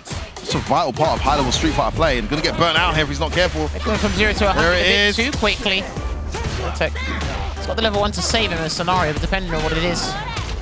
Beautiful plus frame pressure here. Kusanagi, Killzu arrives in the set. That should be that. Shouldn't even need to spend any meter. Great adjustment there. I know. So both of these two have been. I think they've been hit by every overhead in the book. You rarely see Luke's one from the Avenger anyway. You don't really see that. That's a hard read there. Just delaying it. I like that he basically thwarts the drive rush with the Sandblaster. Get to see if he's really trying to check it and then get a punish kind of Sandblaster if need be. He's really switching up the timings there. Kusanagi, I love about his gameplay. Yeah, it's really clever because that is where Jury struggles with these projectile characters. I'm surprised that with a drive rush in between. Very rarely going to be ready for it. But he's done well, man. He's blocked all these projectiles and he's got Kusanagi cornered. Yeah, Kusanagi was doing this against 4 Fields last week as well. It's in a bad spot. Oh, bad bet. Yes. Not going to pay off. Level 3, here we go. All right, there we go. Going to land that level 3. Still keep him in the corner. I think it's a little bit of Oki from this. Yeah, he does. Right there comes the burnout. There it is. Great situation there for Kusanagi. Sorry for Killzu. There it is. Let's go. What a piece, just like that. Allez, mon kills. Not phased, and the team rushed to Kusanagi's aid here with the feedback. They probably saw some stuff that he didn't notice. This is brilliant. I love this part of the team dynamic. I wish I could hear what Kane was saying, to be honest. Do you know what it is? It's because like they're so animated and passionate, not just with their speech, but with their body language as well. It's like, dude, there's that classic scene, the classic match. I think it's Justin Wong versus someone, a character he wasn't familiar with, and he loses the first game, and like the crowd that his friends rush the stage, and they're all like, "You gotta do it." It was brilliant. It was just unforgettable moment in Street Fighter history. Oh, he's off to a bad start. This last battle here. Oh, you gotta respect and rate the mentality of Killzu to lose that first game so badly and come back like this. He probably was even shocked as to what was that, but too far. It's the whiff cancel. That's not what he wanted. Oh, went for the crouch roundhouse anti-air. Wasn't the right choice. Oh, I'm sorry, crouch headphones. Oh, nice check. Not phased at all. Gonna spend the level 1, get the corner carry. And load up here as well. Oh, he didn't. Just goes in. Nah, you got the choice. Yeah, he's in the corner. I guess take advantage. That's not a bad choice to have after a level 1 like that. Oh, wasn't ready for that. Tried to parry. He's damage. Oh, he tried to shimmy. He's not going to have any of it. The wake-up crouch medium kick was the bet. And Killzu gets himself to game point here in this third battle. So he's got to be careful here. And again, he doesn't want to lose drive gauge. This is a great adjustment from Killzu, I must say, Janis. Yeah. Oh, suppressor. Okay. You what? Nice damage as well. Oh, wow. Okay. The recovery to already press the button. It's crazy how overhead connects. He can't really check during his drive rush, but the other way around is successful most of the time. Nice, perfect parry. Look at the devil. Gonna level 3 here, surely. Oh. That's it. Save it for the next round. And he puts himself in burnout. Level 3 against, so he's got to be careful. He gets it. Massive. Gets the win against CA in burnout. and saves the 3 meters. It's going to the wire, Jammers. Well, they're going to have to spend that super gauge one way or another here. Who's going to get first blood? Oh, you see that tiny little walk back?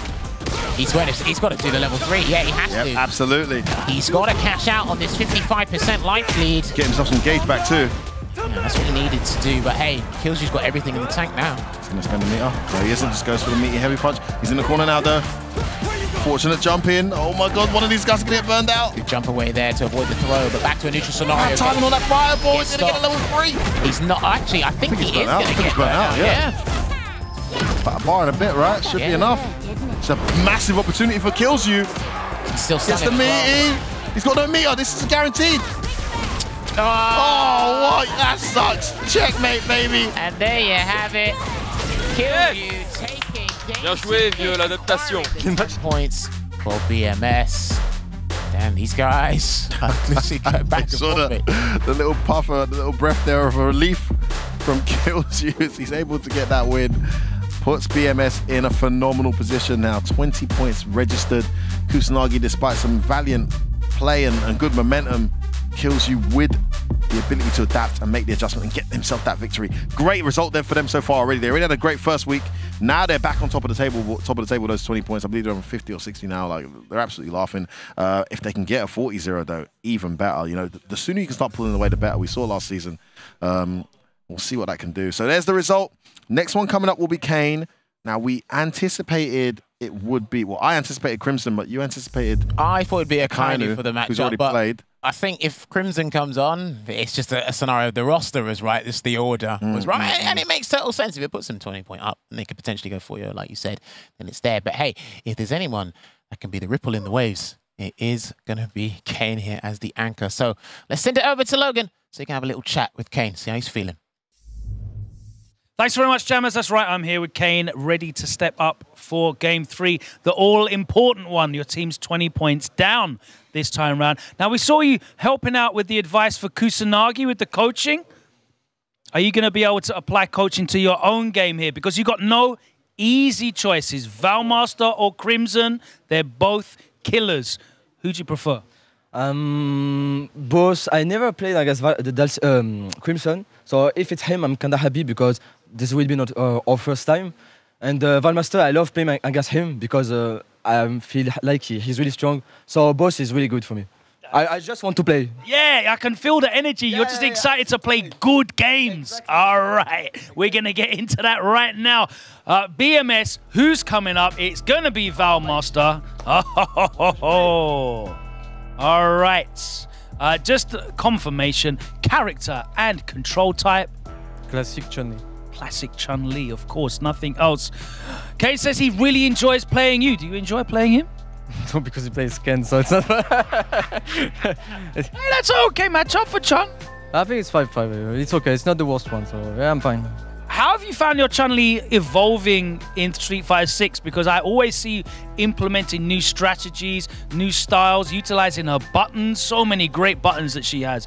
Has your Chun-Li developed a great deal in the last couple of months of this game? Yeah, at the beginning of the game, I was struggling a bit with Chun-Li. I was okay, but not as good as now. And I feel even better than on Street Fighter 5, so yeah, I feel pretty confident in this game.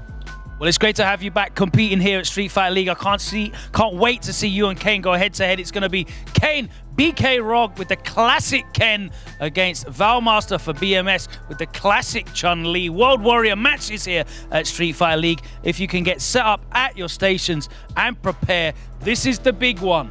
20 points down. Are we going to get a tiebreaker or is it going to be a 40-point sweep? We'll find out here in Game 3. It's all on the line. Let's send it over to F-Word and Jammers to break this one down.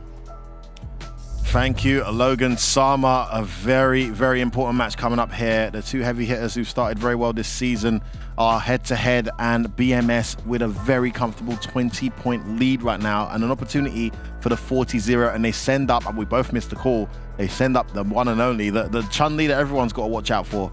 in Valmaster. And Kane, you know, obviously newer to these kind of matchups because he's not been playing Street Fighter mainly for recent years, but he's held his own in every matchup we've seen him in, hasn't he? Yeah, and he's extremely happy to just play the game and play consistent high level there. Yeah, but yes, I didn't actually think Valmaster would play this fixture entirely, but boy, was I wrong. And again, he was one of the players that was extremely reliable last SFL. It just goes to show the strength of extremely reliable last SFL. Yeah. Problem X, mostly reliable last SFL. Phenom, extremely reliable last SFL. Now, out of those 3 teams, 00 Nation, Mouse, BMS, we're now going into week 2, and both Mr. Crimson and Problem X haven't even needed to feature.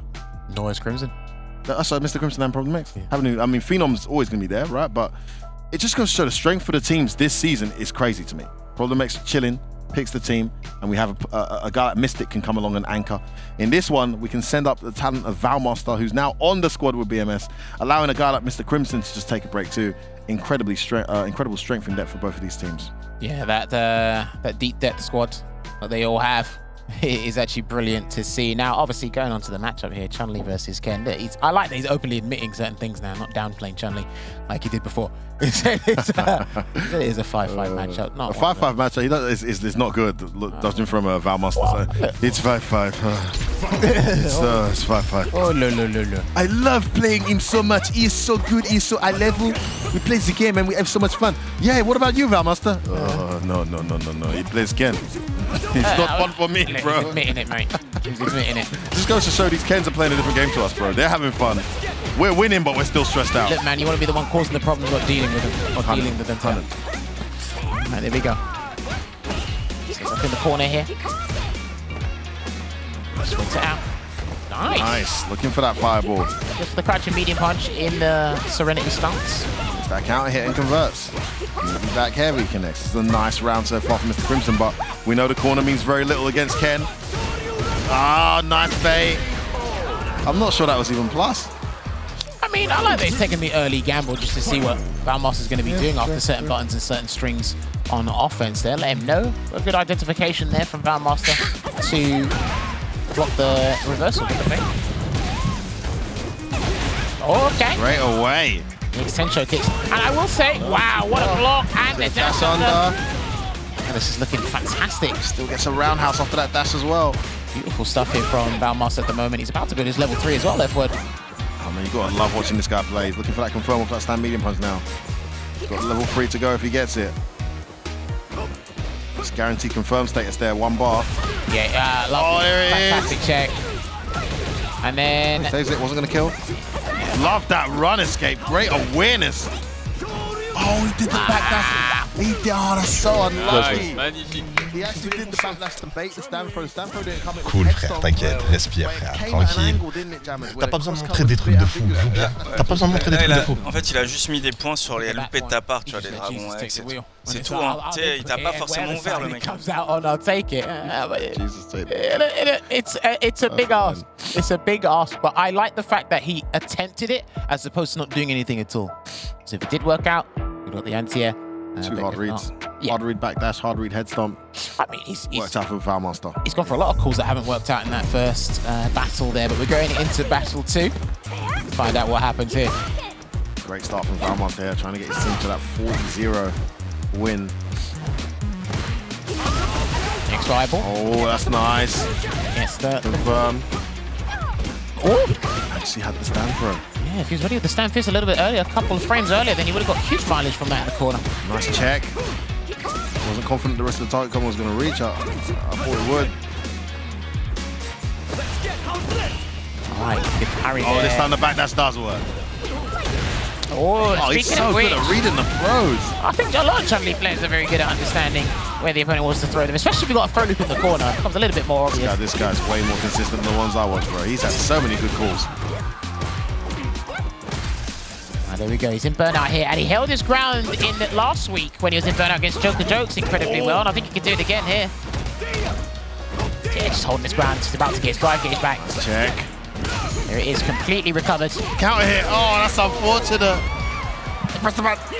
He pressed the button. Pressed the button at the wrong time. Great play from Kane there, able to close that one out, his first round of the set so far. Sometimes you are going to press the button at the wrong time, and it will... Oh, that's perfect. The rounds. Oh, wake up, low forward. Medium, man, this guy's calls. Hey, BMS have actually been pretty damn decent with the wake up, low forwards. Seriously, man. Just waiting again. Again, not playing too close here. I think it's at that range. They're only going to throw fireballs at each other. Yeah, unless they're going to arbitrate a drive rush in. You don't really see that from Chun-Li. She coats it with a Kokoken, so. Anti-air there. Well, he got the anti-air the stand meeting kick. I thought he didn't look at the Tensho kicks, but that can be difficult to do on sticks, so. Just run, stop there to cover ground and catches him by surprise with that crouch jab. The meaty throw connects. And again. Oh, he actually techs for once. Fireball, nice check. Yeah, it's too close. Recover from the block stun a little bit earlier than the Yeah, you need to hit later, then you got the plus frames. Trying to burn her out here. Oh, he missed it. Oh, he missed it. Missed his drive rush and burnt himself out. Oh, drain on it. Wow. Scramble. That 7th frame crouch medium kick. So good in scramble situations like that. Kane bringing it over to 1 apiece here and making it a little bit messy, a little bit more chaotic. Not completely. He's playing slow. He's playing patient, but just getting Valmaster in less comfortable situations here, which I like. I think the extremely slow Ken play is going to work in Valmaster's favor. This is the thing, similar to Takamura going up against Phenom earlier in this episode. We're seeing a very similar scenario with Kane and Valmaster. Just get them to play out of their comfort zone, man. You'd be very surprised at the defensive decisions they make, and you get punished hard for the incorrect defensive decision.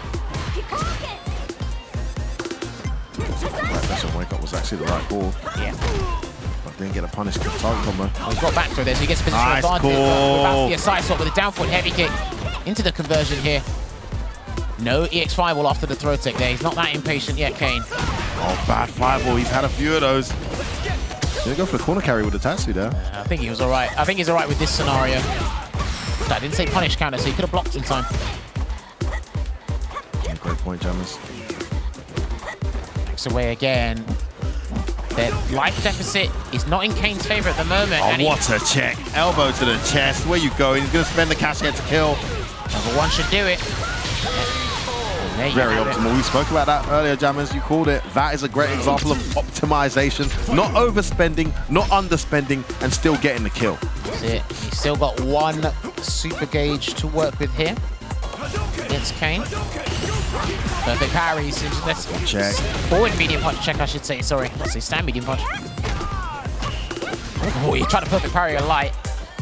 See very few players in the European region at high level doing that. Ending Walker's one of them, so I respect the attempt to get it. Walker's like a staple, but yeah, you're right, for the most part. Ken, these guys are just slowing it down. Like you said, this works. Oh, what an anti-air. That's such good damage as well. Dude, that's like 20%, 25%. So good. And this style, this pace is working extremely into Valmaster's favor. Hits again. Should be able to kill here. Level 2. Yes. Not messing around.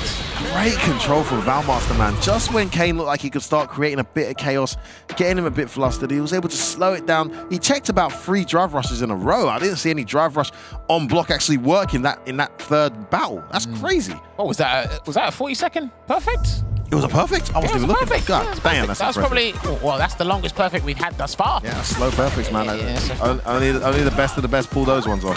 It's crazy how you can have actually long perfects in this Street Fighter iteration. I didn't think that would actually be possible in a Street Fighter game. Well, the no chip definitely helps with that. Yes, that is entirely true. All right, let's see if Kane tries to speed things up to equalize. Goes back and forth. Nice. Love that. Loops into the empty jump throw. Love it. Again, he's not going to do wake up Tensho kicks, so yeah, he's going to take all of this. Yeah, he's going to take all of this. Oh my goodness, please, Valmaster, stop. He made the decision, and it worked out. Still, the damage has been done. Huge life lead. Kicks viable. Missed it. Too far to get the whip punish there on the stand heavy kick. I don't know what the hurt box is like on the lower part of Chun-Li's body, so just backs away here. Yeah, they'll wait, man. These guys, they will go and read a book and come back. Heck, Valmaster refuses to die here. Kane's almost burnt out. He is burnt out. Well, oh, he can overhead. It's towards the corner. This is bad. Oh, nice tech. Could have juggled there. Oh, that's blast. Heavy lightning. Oh, here it comes. He's going to drive it back. He's got level 2. He's buffering. Oh, wow. Full screen run overhead from Kane. What a commitment there, F-word. Because look, he could have done run, stop, cancel. Like the run cancel. Sorry, yeah. I'm surprised Valmaster walked that far back and didn't put a fireball on the screen, though. Well, I mean, the fact that Kane had that bravado should tell you enough of how he's feeling about just this whole time being here, this whole experience at SFL. I mean, he's loving it. If you look at his reaction even on the chair, he's super pumped for this. Of course. And he's also having fun, which makes him dangerous. The last thing you want is an opponent having fun. I want to try and sack that out of him. X away again, Valmaster here. Slowing it down. Another brilliant round from Valmaster so far. Yeah, but that turned around last round. It did. Well, it's Ken, baby. You're never truly safe. And another he checks it. He's been really consistent with those. And another perfect. Man, another amazing, optimized, perfect finish. Both meter and health. Utilized to absolute perfection there for Valmaster. He goes into game point here. He can get BMS a 40-0 win here in week 2. Yeah, it's just those timings on the forward medium punch. That's when a lot of mileage has been coming from with the drive rush cancels from the forward medium punch. But then, what's Kane's answer going to be? I think he really has to go aggro now. F-word, but I don't think he wants to be too obvious. He's tried. His drive rush is getting checked consistently. Yeah, but he doesn't want to Dragon Lash is getting interrupted or drive impacted, and the drive rush is getting checked. I think you're right though, Jammers. He can't just sit still. He's got to mix it up. Listen, man, throw everything in the kitchen sink if you have to. Oh, the hooker by Crook tries to do a double dash there, steal some frames. Just backing away here at the moment here. Yeah, let that Kikoken dissipate completely and walk that throw from Valmaster. There it is again. I think with roundhouse. Yeah. Huge damage on this anti-air. What an anti-air. Look how much chunks he's going to lose for this. Now, that's what I love about Street Fighter 6 is anti-air conversions into about 50% there. Now, what is Kane's response? He hasn't got C8 available just yet. Big jump. Huge jump. He's going to keep, he's going to extend the combos, but he's not going to be burnt out, Valmaster. This is going to reduce the recovery time on his burnout gauge, Kane. But Valmaster has got a slither of drive gauge to work with here. Are we going to see an EX reversal from Valmaster? It could be. No, he gets burnt out. Oh, the jump! Oh, that was a bad jump. You're going to get meter back, though. Any second now. Oh, no, that's plus. That's plus as well. Yeah! Let's go! Let's go, encore! La puissance! Ah, c'est mon gars! Let's go! These guys are rambunctious in a good way. Let's not forget as well, I've been impressed by that other character he's been playing. No, Dalsim. Oh yeah, he has got Dalsim. Remember, BMS is actually the only team that possesses Dalsim. I remember Kane said he doesn't really know. He doesn't really. Maybe he plays another Dalsim, but he doesn't play Mr. Crimson. So if he knows the matchup is through a different level of play. I don't know, maybe I'm overthinking it. I'm overthinking it. Yeah. The ton has looked emphatic, to be honest. Yeah. Clinical performance is getting the results need be. Last game of the day. Chasing down, goes to the back throw instead. Classic legacy, as they say. Takes him all the way to the corner. That range on that crouch medium kick, man, gets us all. Hey, it's one of the better ones in the game. You're looking at 2 7-frame crouch medium kicks here, but I think Chun-Li's Pretty sure Chun has more range. Yeah, I think it's Chun-Li's. Nice EX. Didn't go for the knockdown there.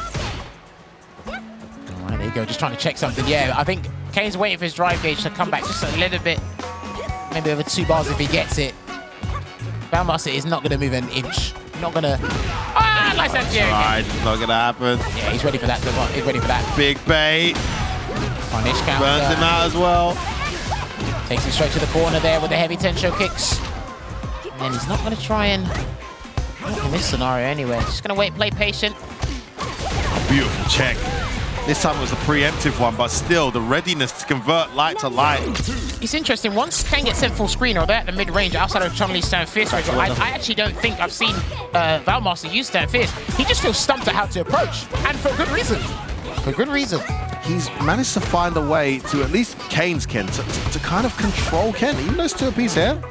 So you could argue he's not fully controlling Ken, but it's been uphill for Kane. Well, listen, he's found the 2 very slow perfects in there.